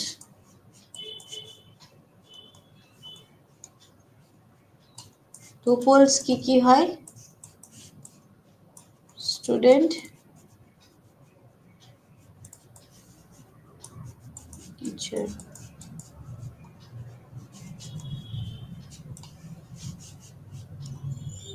ঠিক আছে ঠিক তেনেকে এটা বাইপলাৰ প্ৰক্ৰিয়াৰ দুটা দিশ আছে মানসিক আৰু সামাজিক আৰু ষ্টুডেণ্ট আৰু টিচাৰ লগতে আন দুটা আছে এটা হৈছে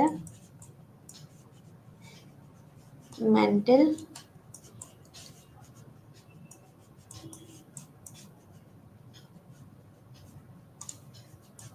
আৰু ছ'চিয়েল অৰ্থাৎ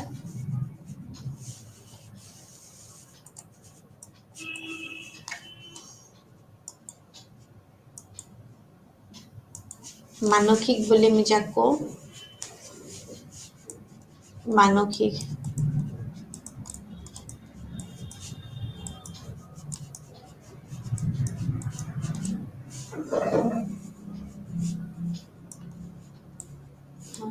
আৰু সামাজিক ঠিক আছে ঠিক তেনেকে দুইটা সমানে গুৰুত্বপূৰ্ণ হয় মানসিক দিশটো আমাৰ শিশুৰ সদায় আমাৰ মেণ্টেল যোনটো সদায় শিশুৰ নিডছ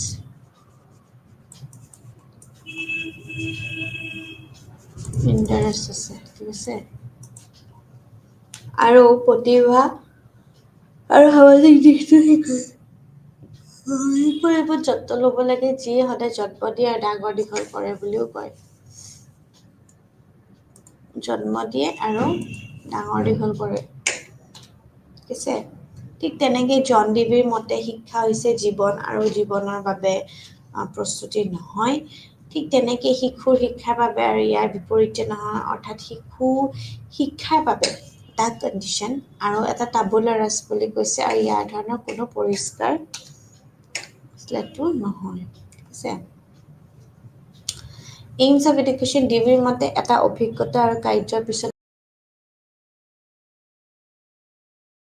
এটা দ্বাৰা প্ৰাপ্ত হয় আমি কওঁ যে অভিজ্ঞতাৰ দ্বাৰাই আমাৰ সদায় শিক্ষাৰ দুৱাৰ মুকলে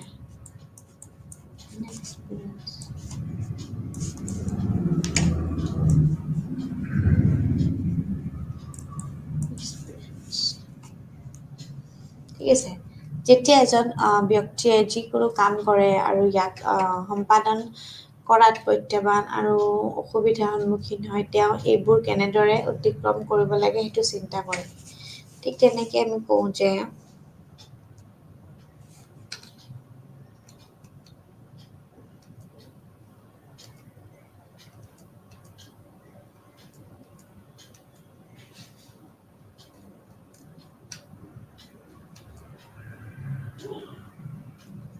ঠিক তেনেকে আমি কওঁ বিভিন্ন ধৰণৰ অভিজ্ঞতা বিভিন্ন ধৰণৰ আমি কওঁ ডিগ্ৰীৰ মতে শিক্ষক এজন বন্ধু দাৰ্শনিক আৰু নিৰ্দেশক হয় শিশুৰ সামাজিক মুখ্য এজেণ্ট হয় সমাজৰ ছ'চিয়েল এজেণ্ট হয় তো ছ'চিয়েল এজেণ্ট বুলি আমি যেতিয়া কওঁ when we use the word social agent means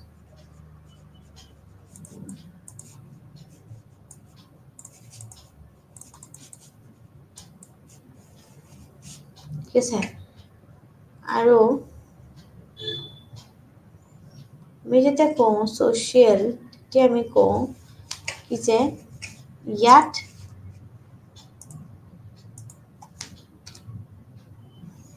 discipline ক'তো অনুশাসন লাগিব মানে ষ্ট্ৰিক্ট ডিচিপ্লিন আৰু ষ্ট্ৰিকৰ লগত কি কৈছিলোঁ দ্য লাষ্ট চেল্ফ ডিচিপ্লিন দিছ ওৱান ইজ ভেৰি ইম্পৰ্টেণ্ট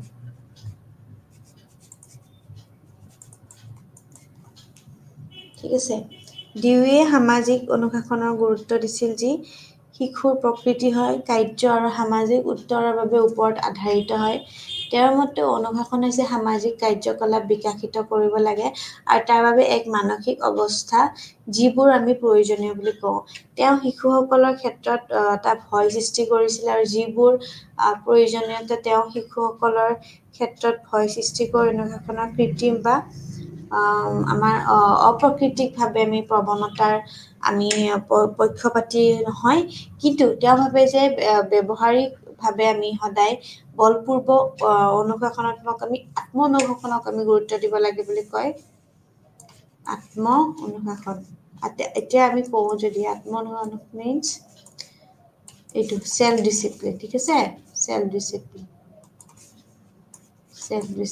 আত্ম অনুশাসন ওকে তো এই বস্তুটো এতিয়া আমি এই স্লাইডটো কি হৈছে চেঞ্জ হৈ যায়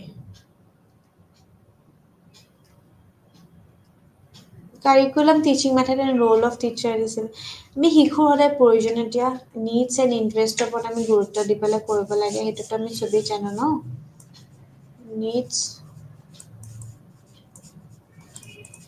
ইণ্টাৰেষ্ট আৰু আজিকালি এটা নতুন ৱৰ্ড হৈছে একৰ্ডিং টু দ্য স্কিলছ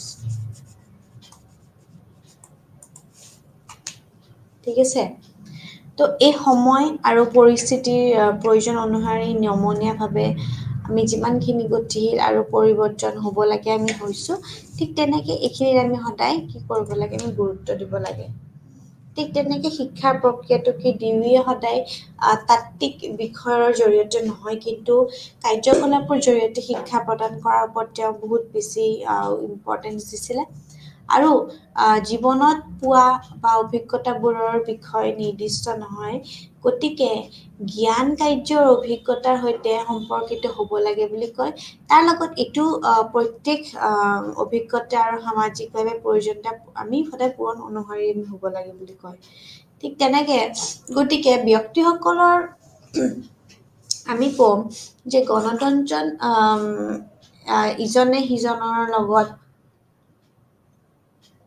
বিৰোধীসকলৰ বাবে আমি সদায় প্ৰশংসনীয় হ'ব লাগে বুলিও কৈছিলে আৰু তাৰ লগত এইটোও কৈছিলে যে আমি সদায় কি কৰিব লাগে এনে পৰিৱেশত আমি সদায় কেৱল সামাজিক আৰু ব্যক্তিগত বিকাশ হয় আৰু শিশুৱে সদায় অভিজ্ঞতাৰ দ্বাৰা প্ৰকৃততে জ্ঞান লাভ কৰে বুলি কয় ঠিক তেনেকে লাহে লাহে তেওঁৰ অভিজ্ঞতাবোৰ সদায় আমি বৃদ্ধি হোৱাৰ লগে লগে তেওঁৰ জ্ঞানো বৃদ্ধি হয় অভিজ্ঞতাৰ আধাৰত আমি সদায় শিশুটোৰ আমি আচৰণ পৰিৱৰ্তন হয় আৰু তেওঁৰ আধাৰত আমি সদায় অধিক আমি অভিজ্ঞতা লাভ কৰাটো আমি গুৰুত্ব দিব লাগে আৰু এনেদৰে অভিজ্ঞতাৰ পুনৰ নিৰ্মাণ নিৰঞ্জন হৈ উঠে আৰু তাৰ লগতে আমি এইটোও কওঁ যে শিক্ষা হৈছে অভিজ্ঞতা এটা পুনৰ নিৰ্মাণৰ প্ৰক্ৰিয়া আৰু গণতান্ত্ৰিকভাৱে পৃথিৱীত শিক্ষা হৈছে প্ৰতিজন ব্যক্তিৰ অধিকাৰ গতিকে ৰাজ্যখনে শিশুসকলৰ সম্পূৰ্ণ দায়িত্ব ল'ব লাগিব বুলি কয় আৰু গণতান্ত্ৰিক সমাজৰ দ্বাৰা ডিউয়ে কেৱল ৰাজনীতিক বুলিয়ে নহয় কিন্তু গণতন্ত্ৰক জীৱনৰ এটা উপায় হিচাপেও বুজাইছিলে ঠিক তেনেকেই আমি কওঁ যে তেওঁৰ অভিমত হৈছে যে ব্যক্তিসকলৰ বিভিন্ন অভিজ্ঞতা আছে আৰু সেয়েহে তেওঁলোকৰ সদায় কামৰ পাৰ্থক্যও তাৰ লগত আছে আৰু জন ডিভিৰ মতে শিক্ষা হৈছে জীৱনৰ সামাজিক ধাৰাবাহিকতা বুলি কৈছিলে মানে এটা ছ'চিয়েল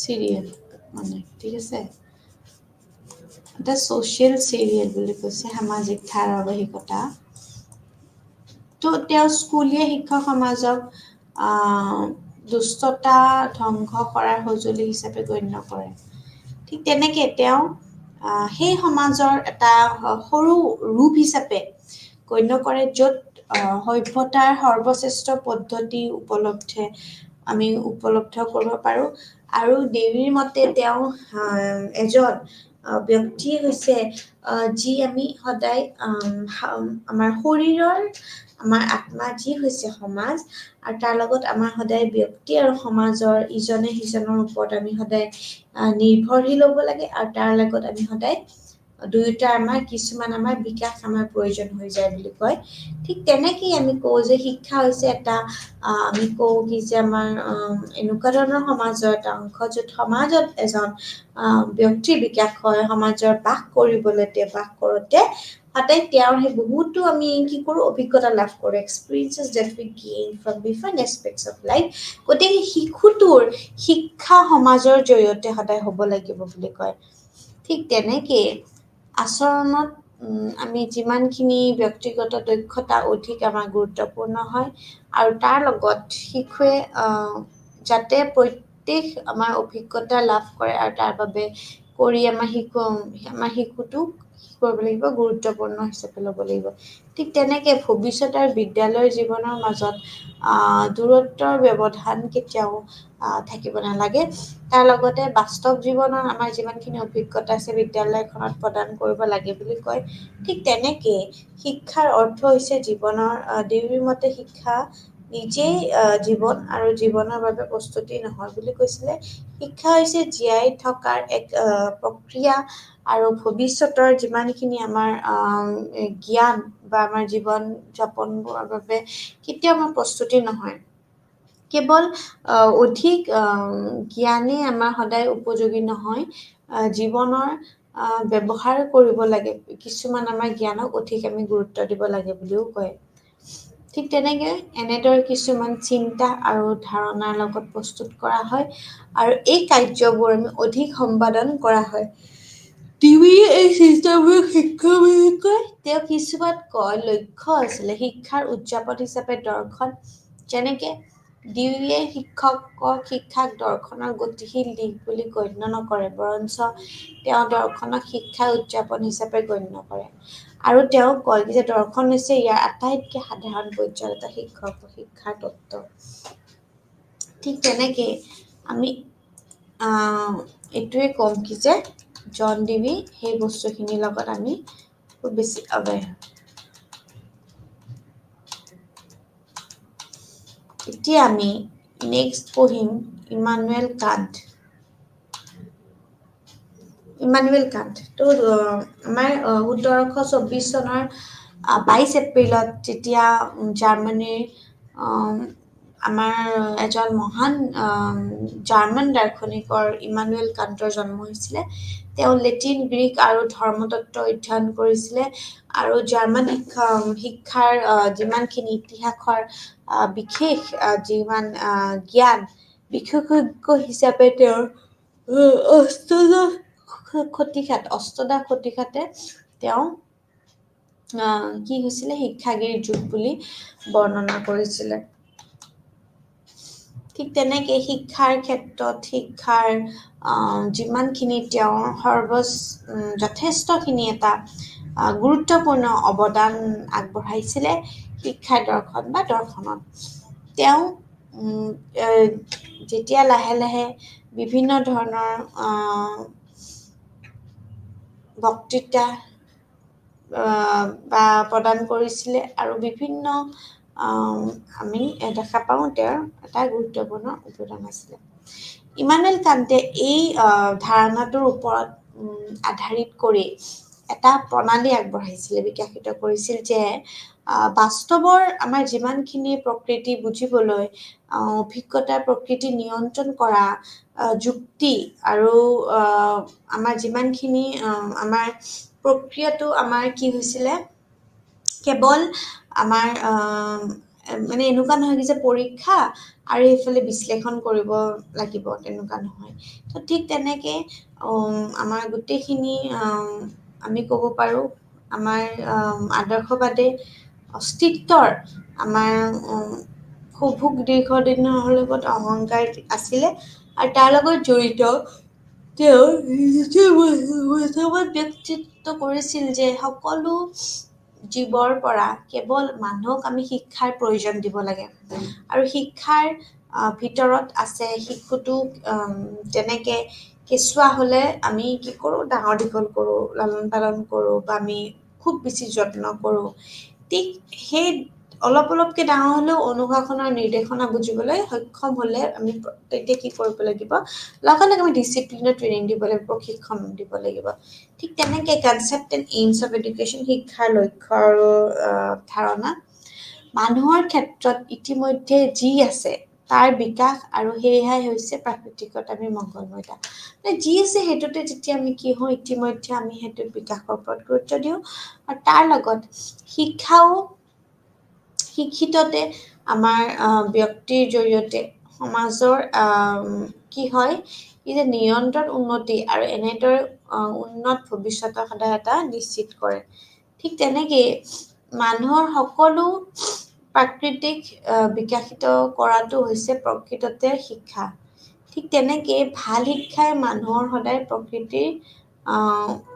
প্ৰকৃততে নিখুঁততা প্ৰদান কৰে, যিটো স্বাভাৱিকভাৱে আমি কি ক'ব পাৰোঁ কি যে ইয়াৰ পৰিকল্পনা বিশ্বজনীন আৰু সৰ্বশ্ৰেষ্ঠ হ'ব লাগে বুলিও কয়। ঠিক তেনেকে শিশুসকলৰ কেৱল বৰ্তমান বাবেই নহয় কিন্তু উন্নত ভৱিষ্যতৰ বাবে তেখেতে নিজে নিজে শিক্ষিত কৰিব লাগে।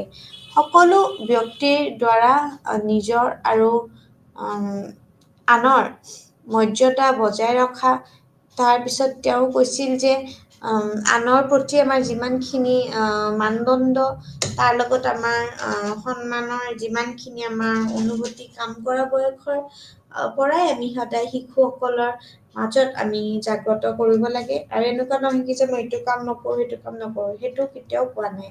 ঠিক তেনেকেই বিশ্বৰ আমাৰ ক্ৰমান্বয়ে আমাৰ যিমানবোৰ আমাৰ উন্নতিৰ সৈতে সম্পৰ্কিত আমাৰ শিক্ষা আছে বা আমাৰ শিক্ষাৰ প্ৰতিটো অনুষ্ঠানসমূহত আমাৰ প্ৰদান কৰিব লাগে বুলি কয়। তাৰপিছত কয় কি যে ব্যক্তিসকলৰ আমাৰ আমাৰ যিমানখিনি নৈতিকতাৰ বাবে আমাৰ প্ৰস্তুত কৰা হয়, তো এনেদৰে তেওঁৰ যেতিয়া কয় যে আমাৰ তেওঁ গোলকীয়ভাৱে আমাৰ নৈতিক সমাজৰ বিকাশ কৰিব লাগে আৰু তাৰ লগত আমাৰ এইটো বিচাৰিছিলে যে আমি কেনেকৈ আমি সেই কামখিনিত আগবাঢ়িব পাৰোঁ। ঠিক তেনেকে শিক্ষাত এটা প্ৰচেছ আছে আৰু ইমানুৱেল কান্টে সদায় সকলো বয়সৰ গোটেইখিনি বস্তুতে সদায় শিক্ষাৰ ওপৰত তেওঁ ধাৰণা দিছিলে, তথ্য শৈশৱৰ পৰা বা প্ৰাপ্তবয়স্কৰ বহুলৈকে মানে প্ৰত্যেকটো ষ্টেজ অফ এডুকেশ্যনতে তেওঁ কি দিছিলে ধাৰণা, তেওঁ আইডিয়া দিছিলে। যেনেকে মৌলিক শিক্ষা ইমানুৱেল কান্টে কৈছিলে মৌলিক শিক্ষাটো বহুত ইম্পৰ্টেণ্ট হয়। মৌলিক হৈছে অৰেল যোনটো এডুকেশ্যন সেইটো ইম্পৰ্টেণ্ট হয়। আমাৰ পাৰিবাৰিক শিক্ষা অৰ্থাৎ আমাৰ ছ'চিয়েল আমাৰ ফেমিলি যোনখিনি আছে সেইখিনি ফেমিলিৰ ওপৰত শিক্ষা, আমাৰ বিদ্যালয় শিক্ষা স্কুল এডুকেশ্যন, বিশ্ববিদ্যালয় শিক্ষা অৰ্থাৎ ইউনিভাৰ্চিটি এডুকেশ্যন, সাধাৰণ প্ৰাপ্তবয়স্ক শিক্ষা, আমাৰ যোনখিনি আমি ক'ব পাৰোঁ, আৰু জ্যেষ্ঠ নাগৰিক শিক্ষা অৰ্থাৎ ছিনিয়ৰ চিটিজেন শিক্ষা, এই গোটেই বস্তুখিনি তেওঁ গুৰুত্ব দিছিলে। আৰু তেওঁৰ মতামত অনুসৰি এইটোও কৈছিলে যে শিশুটোৰ মৌলিক যোনখিনি প্ৰকৃতিক কৃত্ৰিম উপহাৰে আমি সদায় বিকৃত কৰিব কেতিয়াও নালাগে। শিশুৱে সদায় সুখী আৰু মুক্ত হৃদয় ভাল পায়। আৰু তাৰ লগতে আমি কওঁ কি যে তেওঁ ইমানুৱেল কান্তে এটা কম্পেৰিজন কৰিছিলে কি যে শিশুৰ যাতে মুখখন সূৰ্যৰ দৰে উজলি এটা মানে দৃষ্টি ৰাখিব লাগে, থকাটো বহুত ইম্পৰ্টেণ্ট, মানে কি সূৰ্যৰ নিচিনা ব্ৰাইট এজ ছান। ঠিক তেনেকে শিশুৰ নিজৰ যিমানখিনি পথত যোৱাৰ স্বাভাৱিকতাৰ বাবে প্ৰৱণতা থাকিব লাগে। পাৰে বুলি কয় ই গোটেইখিনি ক্ষতিকাৰক বিপদজনক আমাৰ যিমানবিলাক আমাৰ পৰীক্ষা কৰিব লাগে সেইখিনি কৰক, কিয়নো আমি কি কৰিব পাৰোঁ প্ৰক্ৰিয়াত আমি সদায় তেওঁলোকৰ নিজৰ ক্ষতি কৰিব পাৰে। ঠিক তেনেকে কিন্তু সেইবোৰ নিয়ন্ত্ৰণ কৰাৰ প্ৰক্ৰিয়াতে আমি তেওঁলোকক সদায় ভাবুকি দিয়াটো উচিত নহয়, আমি ভাবুকি দিব নালাগে। ঠিক আছে, তো তেওঁলোকৰ সকলোবোৰ খেল হিচাপে গণ্য কৰা সেইখিনি ইম্পৰ্টেণ্ট আছিলে, উচিত নহয়। কিন্তু তেওঁলোকক আমি কি কৰিব পাৰোঁ সকলোবোৰৰ আমি মুক্তি দিবলৈ চেষ্টা কৰা উচিত নহয়। আমি যেতিয়াও যিটো যুক্তি দি থকাৰ কোনো কথা নহয়, শিশুৱে তেওঁলোকৰ স্বাধীনতাত সদায় সংগম ৰখাটো উচিত, সংগম ৰাখিব কেতিয়াও নালাগে। কিন্তু এক সময়ত আমি উপযুক্ত যত্ন ল'ব লাগে বুলি কয়, যাতে তেওঁলোকৰ নিজৰ ক্ষতি নকৰে আৰু তেওঁলোকৰ কামৰ জৰিয়তে যাতে আনৰ স্বাধীনতাটো সদায় সীমিত কৰি দিয়ে। ঠিক তেনেকেই কওঁ যে শিশুৱে খেলিবলৈ কাম কৰাৰ আগত বা কাম কৰিবই লাগিব, মানে তো ইজনে সিজনৰ বাবে কি হ'ব লাগে এৰি দিয়াৰ কোনো প্ৰয়োজন নাই, আৰু সঠিক ভাৰসাম্য সদায় আমি বজাই ৰাখিব লাগে। আৰু ঠিক তেনেকেই অনুশাসনৰ কথাও কৈছিলে, ডিচিপ্লিনৰ কথা, শৃংখলাবদ্ধভাৱে আমি কি কৰিব পাৰোঁ আচৰণ আৰু কাৰ্যই আমাৰ মানুহক বিপদৰ পৰা সদায় ৰক্ষা কৰিব পাৰে বুলিও কয়। ঠিক তেনেকে প্ৰাৰম্ভিক আমাৰ যিমানখিনি আমাৰ বছৰবোৰত আমাৰ কি হয় শিশুসকলৰ নিৰ্দেশনাৰ মতে আমি বাবেই নহয়, কিন্তু স্থিৰ হৈ থাকিবলৈ সদায় শিকিবলৈ আৰু তেওঁলোকক যি কৰিবলৈ কোৱা হয় সেয়েহে কৰিবলৈ বিদ্যালয়খনে পঠিয়াব লাগিব। ঠিক এনেদৰেই তেওঁলোকে নিজকে সদায় অনুশাসন কৰিবলৈ শিকে, যিবোৰ আমাৰ সদায় ঘৰত শিকোৱাটো অকণ কঠিন হৈ পৰে। তাৰ লগতে এই অনুষ্ঠানত বিভিন্ন ধৰণৰ শিক্ষাৰ দ্বাৰা সম্পাদন কৰাৰ প্ৰয়োজন, কিয়নো ঈশ্বৰে সদায় ইতিমধ্যে আমাক যুক্তি দিয়ে আৰু যুক্তিৰ বাবে আমাৰ মানুহক সদায় শক্তি প্ৰদান কৰে তাৰ লগত। আৰু এতিয়া আমাৰ কি হয় আমাৰ আত্মৰ ভাল আৰু বেয়া কেৱল নিজৰ ওপৰত নিৰ্ভৰ কৰে, মানে ভাল হ'লে ভাল, বেয়া হ'লে বেয়া। ঠিক তেনেকে শিক্ষাৰ আধাৰ বিশ্বজনীন বা আমি যেতিয়া কওঁ কি যে আন্তৰ্জাতিক আমাৰ প্ৰকৃতি হ'ব লাগিব, যাতে বিশ্ব শান্তি প্ৰতিষ্ঠা হৈ যায়, বিশ্ব শান্তি যাতে প্ৰতিষ্ঠা হয়। এতিয়া মেথডছ অফ টিচিং অৰ্থাৎ শিক্ষণৰ পদ্ধতিসমূহ পাঠ্যক্ৰম বয়সৰ গোটৰ সৈতে খাপ খাব লাগিব। ফাৰ্ষ্টত হৈছে আমাৰ এইজটো এটা ফেক্টৰ হয়, এইজ। ঠিক আছে, শিক্ষা এটা যান্ত্ৰিক প্ৰক্ৰিয়া হ'ব নালাগে। শিক্ষাৰ পদ্ধতিবোৰ শিশুসকলৰ চিন্তা কৰিবলৈ উৎসাহিত কৰিব লাগে। ঠিক আছে, নন টেকনিকেল হ'ব লাগিব।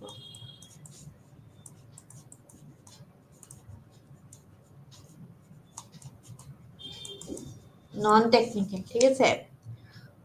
উপৰোক্ত যিমানখিনি আমাৰ বোৰৰ প্ৰতি লক্ষ্য ৰাখি আমি কান্তে সদায় শিকাৰ বাবে চক্ৰেটিক পদ্ধতিৰ সদায় পক্ষপাতা কৰিছিলে। চক্ৰেটিক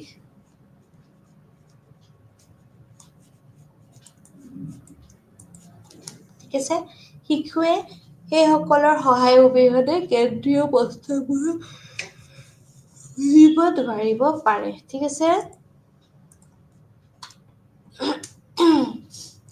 কিন্তু শিক্ষকসকলে কি কৰিব পাৰে, এতিয়াও আমি শিশুৰ ক্ষেত্ৰত আমাৰ যুক্তিৰ ধাৰণা তৈয়াৰ কৰিব নোৱাৰে, লাহে লাহে ই ভিতৰৰ পৰা আহিব লাগিব। আৰু প্ৰয়োজন হ'লে আমি কি কৰিব লাগিব, আমাৰ যিমানখিনি আমাৰ যান্ত্ৰিক নিৰ্দেশনা প্ৰদান কৰাৰ আধাৰ হ'ব লাগে চক্ৰেটিক পদ্ধতি। ঠিক আছে, যান্ত্ৰিক নিৰ্দেশনা। কান্তে সদায় প্ৰকৃতিক প্ৰৱণতা, আগ্ৰহ আৰু আনন্দৰে সদায় বিৰোধী কেতিয়াও নহয়, কিন্তু আন মানুহৰ প্ৰতি থকা প্ৰেম আৰু কল্যাণৰ কথা মনত ৰাখি আমি এইবোৰ সদায় ব্যৱহাৰ কৰাটো প্ৰয়োজন হয়। এতিয়া nature of education and school, অৰ্থাৎ শিক্ষাৰ লক্ষ্যখিনি আৰু স্কুলখন কেনেকুৱা থাকে হ'ব লাগে ইমানুৱেল কান্টৰ মতে। শিক্ষাৰ কিছুমান প্ৰকৃতি আমি সদায় বিদ্যালয়ৰ লগত আমাৰ ধাৰণা কান্তে সদায় পৰামৰ্শ দিছিলে। এটা হৈছে ৰাজহুৱা বনাম ব্যক্তিগত শিক্ষা, মানে আমি যিমানখিনি আমাৰ লিখি দিছোঁ বাৰু ইয়াতে, প্ৰাইভেট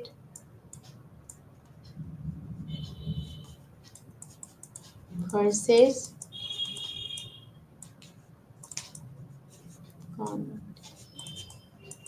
এটাটো হৈছে এইটো। ঠিক আছে, তাৰপিছত আছে শিক্ষাৰ্থী বা অংশীদাৰসকলক আমি সদায় প্ৰয়োজনীয়তা পূৰ্ণ কৰিব লাগে, মানে আমাৰ যিমানখিনি নিডছ, এই নিডছৰ ওপৰত আমি সদায় গুৰুত্ব দিব লাগে, প্ৰয়োজনীয়তাৰ ওপৰত দেই, নিডছ। উদাহৰণস্বৰূপে যদি সকলোৱে শিক্ষা প্ৰদান কৰে, তেওঁলোকৰ মনত ৰাজ্য আৰু শিক্ষাৰ জৰিয়তে ব্যক্তিসকলৰ কিতাপ শিকিব লাগে। ঠিক আছে, বিকাশ কৰাটো ইম্পৰ্টেণ্ট হয়। তাৰপিছত গতিকে শিক্ষাৰ যিমানখিনি আমাৰ সাহসকলৰ যিমানখিনি দায়িত্ব হ'ব নালাগে, যিসকলে যে শিক্ষিত আৰু শৃংখলাবদ্ধ নহ'বও পাৰে, ঠিক তেনেকে তেওঁলোকে সদায় শিক্ষাৰ বাবে পুঁজি প্ৰদান কৰিব লাগিব। কিন্তু পুঁজি, এফালে আমি ফাণ্ডছ বুলি কওঁ,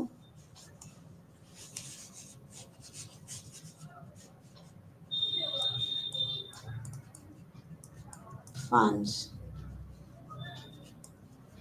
ব্যক্তিগত শিক্ষানুষ্ঠানসমূহত আমি কি কৰিব লাগে, যুৱসকলৰ তেওঁলোকৰ ব্যক্তিগত আৰু সমাজৰ বিকাশৰ বাবে আমি শিক্ষিত কৰাটো সদায় আমাৰ আমি সদায় গুৰুত্ব কাৰণ গ্ৰহণ কৰিব লাগিব বুলি কয়।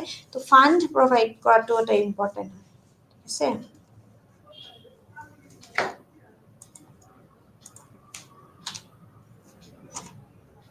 পৰীক্ষামূলক বিদ্যালয়, কান্টৰ মতে ইয়াৰ ওপৰত পৰীক্ষা কৰাৰ আগতে একো শিকোৱা উচিত নহয়, যাতে ই শিকোৱাৰ বাবে যোগ্য হৈ যায়।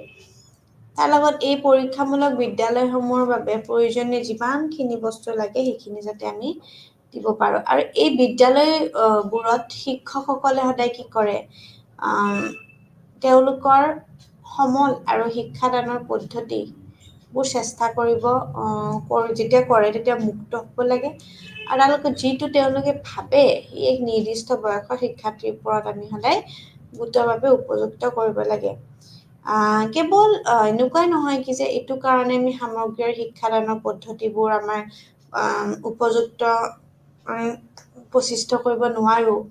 সেয়েহে সাধাৰণ যিমানখিনি বিদ্যালয় আছে তাৰ আগত পৰীক্ষামূলক বিদ্যালয় আমি সদায় জ্ঞাপন কৰিব লাগে।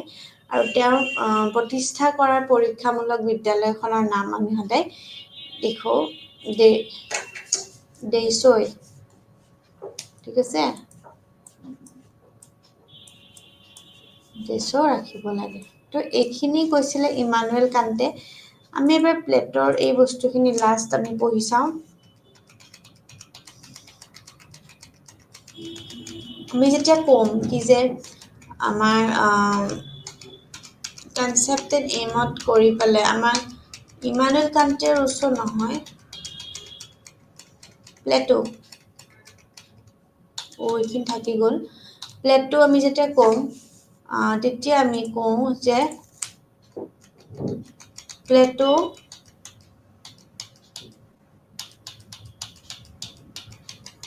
প্লেটোৰ ইম্পৰ্টেণ্ট হৈছে আমি পঢ়িব লাগিব। একদম প্ৰথম হৈছিলে প্লেটো।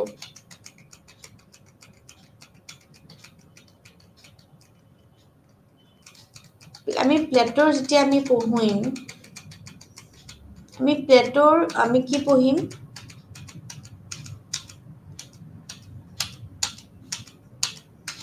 আমি যেতিয়া পঢ়িম প্লেটোৰ methods of methods concept and aims of education পঢ়িম ঠিক আছে সদায় শিক্ষাৰ ওপৰত প্লেটোৰ ধাৰণাটো অতি গুৰুত্বপূৰ্ণ আছিলে তেওঁ বিশ্বাস কৰিছিল যে যিকোনো ৰাষ্ট্ৰৰ প্ৰগতি ইয়াৰ সদায় যুৱ প্ৰজন্মৰ ওপৰত নিৰ্ভৰ কৰে আমি ক'লো কি যে future of a classroom is depend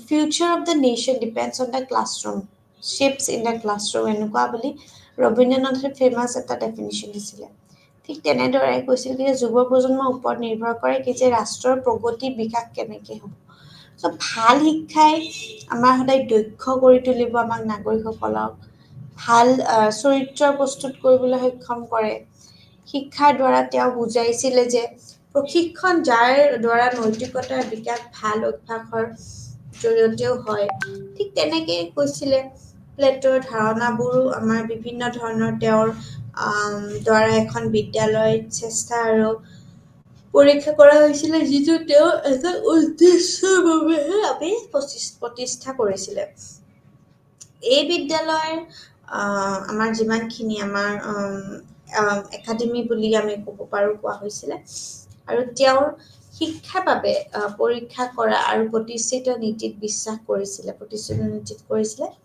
তেওঁ সেই একাডেমিত শিক্ষকতা বিষয় হিচাপে দৰ্শন সংগীত গণিত ৰাজনীতি বিজ্ঞান সমাজ বিজ্ঞান মনোবিজ্ঞান এইবোৰক চব অন্তৰ্ভুক্ত কৰিছিলে প্লেটোৰ দৰ্শন আদৰ্শবাদী তেওঁ বিশ্বাস কৰিছিল যে বাস্তৱত আমি যেনেকুৱাকৈ আমি পৃথিৱীখন আমাৰ কেৱল ধাৰণাবোৰতহে আমাৰ পৃথিৱী চলি থাকে থটছ কেৱল ধাৰণাবোৰহে সঁচা তেনেকৈ ভৌতিক বা আমাৰ যিমানখিনি ভৌতিক পৃথিৱীৰ ধাৰণাৰ ওপৰত আমাৰ আধাৰিত হয় ঠিক কেৱল ব্ৰহ্মা বা ঈশ্বৰ সঁচা হয় আৰু সম্পূৰ্ণ পৃথিৱীখনৰ এটা পৌৰাণিক কাহিনী আৰু বাকী যিমানখিনি আছে তাৰ সকলোবোৰ অসম্পূৰ্ণ হয় ঠিক তেনেকৈ ধাৰণাবোৰ আমাৰ সদায় চিৰন্তন হয় নিখুঁত হয় অপৰিৱৰ্তনীয় হয় আৰু চিৰস্থায়ী হয় বুলি কয় মানে চিৰস্থায়ী প্লেটোৰ আদৰ্শবাদী চিন্তা অনুসৰি দুখন পৃথিৱী আছে বুলি কয় ঠিক তেনেকৈ ধাৰণাৰ পৃথিৱী আৰু ভৌতিক পৃথিৱী যিবোৰ আমাৰ ইন্দ্ৰিয়ৰ জৰিয়তে আমি অনুভৱ কৰা হয় বুলি কয় ঠিক তেনেকৈ এই ভৌতিক পৃথিৱীখনে আমাৰ সদায় অস্থায়ী হয় আৰু কেৱল ইন্দ্ৰিয় বা ধাৰণাৰ জৰিয়তে আমি সদায় আকৃতি আমাৰ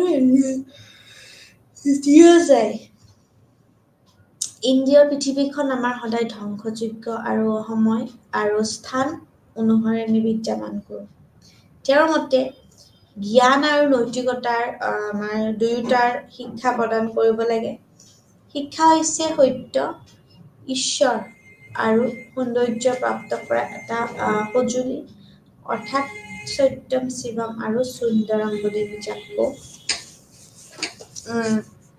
এতিয়া এই যে সত্যম শিৱম এণ্ড সুন্দৰম ঠিক আছে সত্যম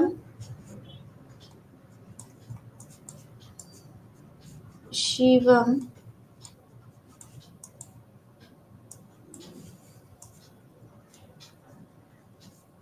সুন্দৰম সত্যম শিৱম সুন্দৰম এতিয়া সত্যম মিন্স ট্ৰুথ যোনটো ডিনাই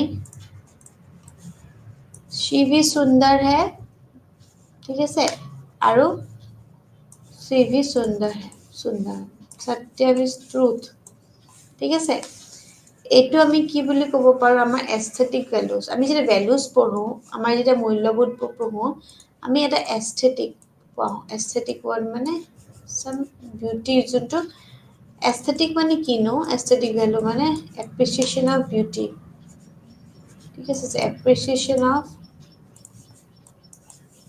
ট্ৰুথ নলেজ বিউটি তো এই বস্তুটো হৈছে এটা এস্থেটিক চেঞ্চ ঠিক আছে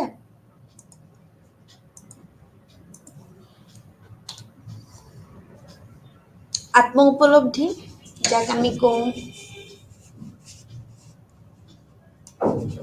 সেলফ রিয়েলাইজেশন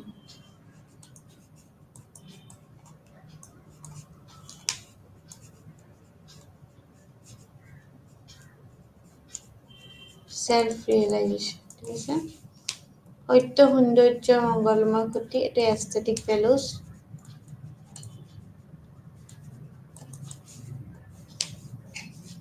ঠিক আছে তো এইখিনি হৈছে তাৰ লগত আধ্যাত্মিক মূল্যবোধৰ বিকাশ আধ্যাত্মিক হৈছে spiritual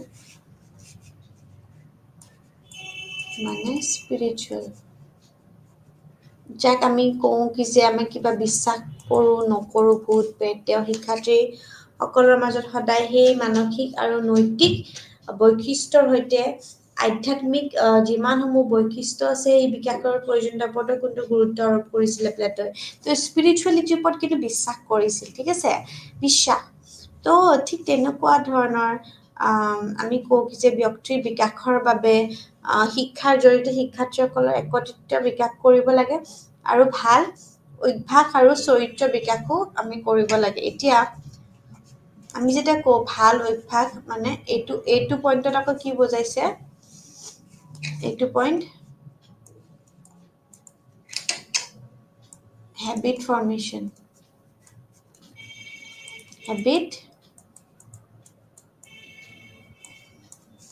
habit formation habit formation আৰু চৰিত্ৰৰ বিকাশ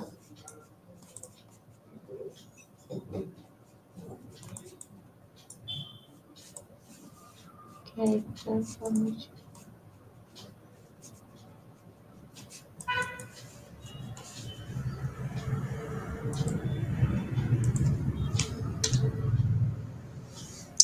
ভাল নাগৰিকত্বৰ গুণাগুণ বিকাশ হ'ব লাগে বুলি কয় মানে গুড চিটিজেন কেনেকৈ আমি হ'ব পাৰোঁ হাও গুড চিটিজেন ঠিক আছে ঠিক তেনেকৈ আমি এনে গুণাগুণ বিকাশিত কৰিব লাগে যাতে তেওঁলোকে সামাজিকভাৱে আমাৰ উপযোগী নাগৰিক হৈ যায় আৰু তেওঁলোকৰ যিমানখিনি ভূমিকা অনুসৰি সমাজৰ প্ৰতি তেওঁলোকে যাতে লালন পালন কৰি মিলা জুলিকে থাকে ঠিক আছে তো এইটো হৈছে ভাল নাগৰিকতাৰ পইণ্টছ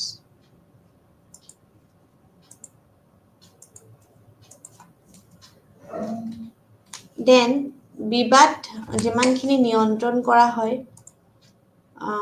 চ' সেই নিয়ন্ত্ৰণটোৰখিনি আমাক কয় আৰু মানৱ জীৱনত সন্তুলন স্থাপন কৰা শিক্ষাৰ উদ্দেশ্য হ'ব লাগে আৰু তাৰ লগত বিবাদৰ লগত ব্যৱস্থাপন কৰা হ'ব লাগে জীয়াই থাকিবলৈ জীৱনত আমাৰ মংগল স্থাপন কৰা এজন শিক্ষিত ব্যক্তিৰ বিৰোধী কৰিব লাগে বিবাদ নিয়ন্ত্ৰণ মানে কন্ট্ৰভাৰ্সি ঠিক আছে চ' ৰাজ্যৰ বাবে ৰাজ্যত একতা গঢ়ি তোলা এতিয়া আমি একতা গঢ়ি তোলাটোক আমি কি ক'ম এইটো দেখাই নাপায় ইউনিটি ইন ডাইভাৰ্চিটি লিখিব বুজি পাইছেনে ইয়াতে কোনোবাই একো বুজি পোৱা নাই চাগে ন ইউনিটি ইন ডাইভাৰ্চিটি এই ইংটো চ' প্লেটৰ মতে শিক্ষাৰ এক গুৰুত্বপূৰ্ণ লক্ষ্য হৈছে ৰাজ্যখনৰ বিকাশ গ্ৰোথ ইন দ্য মানে ইয়ৰ ষ্টেট অ'কে সেয়েহে ব্যক্তিসকলৰ সকলোকে ব্যক্তিগত স্বাৰ্থ আমি ত্যাগ কৰিব লাগিব আৰু আমি সাজু থাকিব লাগে ৰাজ্যৰ চেক্ৰিফাইচ কৰিব লাগিব ৰাজ্যৰ একতা সৰ্বশ্ৰেষ্ঠ ইউনিটি ইন ডাইভাৰ্চিটি বুলি যাক কয় শিক্ষাৰ জৰিয়তে আমি শিশুসকলৰ মাজত একচুৱেলি ৰাষ্ট্ৰীয় আমি একত্ৰীকৰণ অনুভূতি আৰু মূল্যবোধ বিকশিত কৰিব লাগে বুলি কয় আৰু তাৰ লগতে এটা ইম্পৰ্টেণ্ট কথা আছিলে কি যে তেওঁ এডুকেশ্যনৰ প্ৰক্ৰিয়া বুলি কৈছে এটা প্ৰচেছ বুলি কৈছিলে আৰু সেইটোতে প্লেটৰ মতে বুদ্ধি বৃদ্ধি আমাৰ যিমানখিনি প্ৰকৃততে আমাৰ উপহাৰ প্ৰাপ্ত হয় সেয়েহে তেওঁলোকৰ বৃদ্ধিৰ ওপৰত নিৰ্ভৰ কৰি ব্যক্তিসকলক দাৰ্শনিক বা পণ্ডিত বা সৈনিক বা আমাৰ যিমানখিনি যোদ্ধাত আমাৰ বিভক্ত কৰিব পাৰি, সেইসকলে সদায় সাহসী আৰু শক্তিশালী বুলি যুদ্ধত প্ৰশিক্ষণ দিব পাৰি। আৰু আন শ্ৰমিকসকলৰ ওপৰত যিসকলে কঠোৰ শাৰীৰিক পৰিশ্ৰম কৰে তেওঁ কৰিব পাৰি। প্লেটোৱে মানসিক ক্ৰমান্বয়ভাৱে 3 প্ৰকাৰৰ তথ্য সোণ, ৰূপ আৰু তাম ধাতুক ওপৰত কয় শ্ৰেণীবদ্ধতা কৰিছিলে। ঠিক তেনেকে তেওঁ বিশ্বাস কৰিছিলে যে শিক্ষাদানৰ হৈছে এনে এটা প্ৰক্ৰিয়া যাৰ জৰিয়তে ব্যক্তিৰ প্ৰকৃতিৰ উন্নতি কৰিব পাৰোঁ। ঠিক তেনেকে পাঠ্যক্ৰমৰ ওপৰত কৈছিলে তেওঁ প্লেটোৱে ইয়াত কৈছিলে প্ৰাক-প্ৰাথমিক, যাক আমি জন্মৰ পৰা 6 বছৰলৈ পাৰোঁ। আকৌ কৈছিলে শৈশৱ কালত ভাগ কৰিছিল, জন্মৰ পৰা 3 বছৰলৈ। তো এনেকুৱা ধৰণৰ ভাগ কৰি তেওঁ দিছিলে গোটেইখন। তাৰপিছত তেওঁ নাৰ্চাৰী কৈছিলে 4 পৰা 6 বছৰলৈ। এই সময়ছোৱাত শিক্ষাৰ জৰিয়তে শিশুৰ কল্পনা বিকশিত কৰিব লাগিব, নৈতিক মূল্যবোধৰ ওপৰত কৰিব লাগিব, শব্দৰ, শৰীৰ আৰু মনৰ অধিক বিকাশ হ'ব লাগিব বুলিও কয়। সত্য, ঈশ্বৰ আৰু সৌন্দৰ্যৰ মূল্যবোধৰ বিকাশ কৰিব লাগিব বুলিও কয়। ঠিক তেনেকে এগৰাকী গুৰুত্বপূৰ্ণ দিয়া শিক্ষক, কিয়নো প্ৰত্যেকটো এই পৰ্যায়ত আমি কওঁ যে ঘৰতো আমি সদায় আমাৰ শিশুটোৰ বাবে আমি মুখ্য শিক্ষাৰ স্থান দিয়া উচিত হয়। ঠিক তেনেকে আমি গোটেইখিনি সংগীত, শাৰীৰিক শিক্ষা অৰ্থাৎ বিভিন্ন ধৰণৰ শিক্ষা যাৰ ফলত আমি ক্ৰিয়াৰ লক্ষ্য হৈছে শিক্ষাৰ্থীসকলৰ মাজত এটা আমি কি কৰিব পাৰোঁ কি যে আমি কেনেকে ব্যক্তিৰ যিমানবোৰ আমাৰ প্ৰয়োজনীয় শাৰীৰিক, বৌদ্ধিক আৰু যিমানবোৰ আৱেগিক মাত্ৰা সেইবোৰ আমি বিকাশ কৰিব পাৰোঁ বুলি কয়। আৰু তাৰ লগতে মাধ্যমিক শিক্ষা যোনখিনি 13 পৰা 16 বছৰলৈ হয়, তাত বিভিন্ন ধৰণৰ সংগীত, কবিতা, গণিত শিকোৱা উচিত হয়। ঠিক তেনেকে এই পৰ্যায়ত আমি শিশুসকলৰ কেনেকে আমি সূক্ষ্ম নীতি শিকাব পাৰোঁ, কঠিন বিষয়বোৰ বুজিব পাৰে, ভাল নাগৰিক হোৱাৰ বাবে ৰাষ্ট্ৰৰ ভাল নাগৰিক, ৰাজ্যৰ ভাল নাগৰিক হোৱা হিচাপে আমি শিকাব পাৰোঁ, কেনেকে তেওঁলোকে নিজৰ ভাল চৰিত্ৰ গঠন কৰিব সেই শিকাব পাৰোঁ। পৰিপূৰ্ণ মুঠতে আমি এটা নৈতিকতা শিকাব পাৰোঁ, ধৰ্ম আৰু সাহিত্যৰ কথাও আমি শিকাব পাৰোঁ, বিভিন্ন ধৰণৰ আমি শিক্ষা প্ৰদান কৰিব পাৰোঁ। ঠিক তেনেকে আমি যিমানবোৰ পৰামৰ্শ দিছিল যে আমি যুদ্ধ শিক্ষাৰ লগতে সাধাৰণ শিক্ষা আমি কৰিব পাৰোঁ, প্ৰফেশ্যনেল প্লাছ জেনেৰেল, তেনেকুৱা ধৰণৰ বিভিন্ন ধৰণৰ তেওঁ উচ্চ শিক্ষাৰ কথা কৈছিলে। উচ্চ শিক্ষাত একদম 23 বছৰ বা 35 বছৰলৈ। তো এই বস্তুখিনি তেওঁ কৈছিলে মহিলাৰ বাবে শিক্ষা কৈছিলে, অৰ্থাৎ ৱমেন এডুকেশ্যনৰ কথা কৈছিলে। তেওঁ পুৰুষ আৰু মহিলাৰ মাজত কোনো ধৰণৰ পাৰ্থক্য ৰখা নাছিলে। মহিলাবোৰকো কৈছিলে যে বিভিন্ন ধৰণৰ শিক্ষাৰ পৰামৰ্শ দিয়া নাছিলে, কিন্তু তেওঁ কৈছিল কি যে মহিলাসকলে সদায় পুৰুষতকৈ শাৰীৰিকভাৱে দুৰ্বল বুলি বিবেচনা কৰিছিলে। তেওঁ এইষাৰ কথা কৈছিল কিন্তু। তেওঁ কৈছিল কি যে দ্য ৰিপাব্লিক বুলি এখন কিতাপ আছিল, মই অলৰেডি কৈছোঁ। এই দ্য ৰিপাব্লিক কিতাপখন যোনখন লিখিছিলে, হয়তো অবজেক্টিভ কুৱেশ্যনত কেতিয়াবা আমাৰ যিকোনো ৰিলেটেড টু এডুকেশ্যন এক্সামছ আহি যায়, হু ৰোট দ্য বুক ৰিপাব্লিক কিতাপখন অৰ্থাৎ কোনে লিখিছিলে। এতিয়া আমি এই কথাটো আমাৰ মনত ৰাখিব লাগিব যে আমাৰ প্লেটোৱে লিখিছিলে। ঠিক আছে, বহুতে ৰুচো লিখি দিয়ে, এইবোৰ নহয়।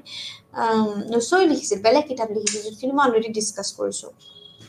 তেওঁ ৰিপাব্লিক নামৰ কিতাপখনত লিখিছিল যে মহিলা আৰু পুৰুষৰ দুয়ো ৰাজ্যকে আমি সদায় সুৰক্ষা দিবলৈ সক্ষম, কিন্তু শাৰীৰিক শক্তিত আমি পুৰুষতকৈ সদায় মহিলাবোৰ তুলনামূলকভাৱে অলপমান দুৰ্বল বুলি কৈছিলে। ঠিক আছে, তো এইখিনি আৰু পাৰ্থক্য কেৱল পৰিমাণতহে, কিন্তু দেই গুণগত মানদণ্ডত নহয় মানে কৈছে। তো পুৰুষ আৰু মহিলাৰ দুয়োৰে বাবে এক শিক্ষাৰ পৰামৰ্শ দিছিলে আৰু কৈছিল যে কিন্তু যিকোনো আমি প্ৰশাসনীয় সেৱাবিলাক আমি সমানভাৱে আগবাঢ়ি যাব পাৰি। টিচিঙৰ মেথডছ কৈছিলে কি যে শিক্ষাৰ প্ৰক্ৰিয়া যিমানখিনি তেওঁ দিছিলে, প্ৰশ্ন উত্তৰৰ পদ্ধতি কৈছিলে বা বিভিন্ন ধৰণৰ শিক্ষাৰ আঁচনিৰ ওপৰত ডিছকাছ কৰিছিলে। তো এই গতিকে প্লেটো এইখিনি বস্তু খুব ডিছকাছ কৰিছিলে আৰু কেনেকুৱা ধৰণৰ পদ্ধতি হোৱা মানে আলোচনী পদ্ধতি সেইখিনিৰ জৰিয়তেও তেওঁ ডিছকাছ কৰিছিলে আৰু উচ্চ শিক্ষাত বিভিন্ন ধৰণৰ মানদণ্ড কিদৰে বজাই ৰাখিব লাগে সেইখিনিৰ ওপৰতো গুৰুত্ব আৰোপ কৰিছিল প্লেটই এই গোটেইখিনি পদ্ধতি প্লেটই দিয়া মতে শিক্ষাদানৰ লগত জড়িত আৰু ইয়াৰ লগত উদাহৰণস্বৰূপেও বিভিন্ন ধৰণৰ তেওঁ সংজ্ঞা বা বিভিন্ন ধৰণৰ প্ৰতিফলন কৰিছিলে আৰু তাৰ লগতে এইখিনি ব্যাখ্যা কৰি পেলাই তেওঁ এই অধ্যয়নৰ জৰিয়তে ইয়াত গোটেইখিনি তেওঁ সম্পূৰ্ণভাৱে নিজে যোনখিনি তেওঁৰ প্ৰয়োজন সেইখিনিৰ লগত তেওঁ জড়িত কৰিছিলে তো এইখিনিতে আজি সামৰিছোঁ থেংক ইউ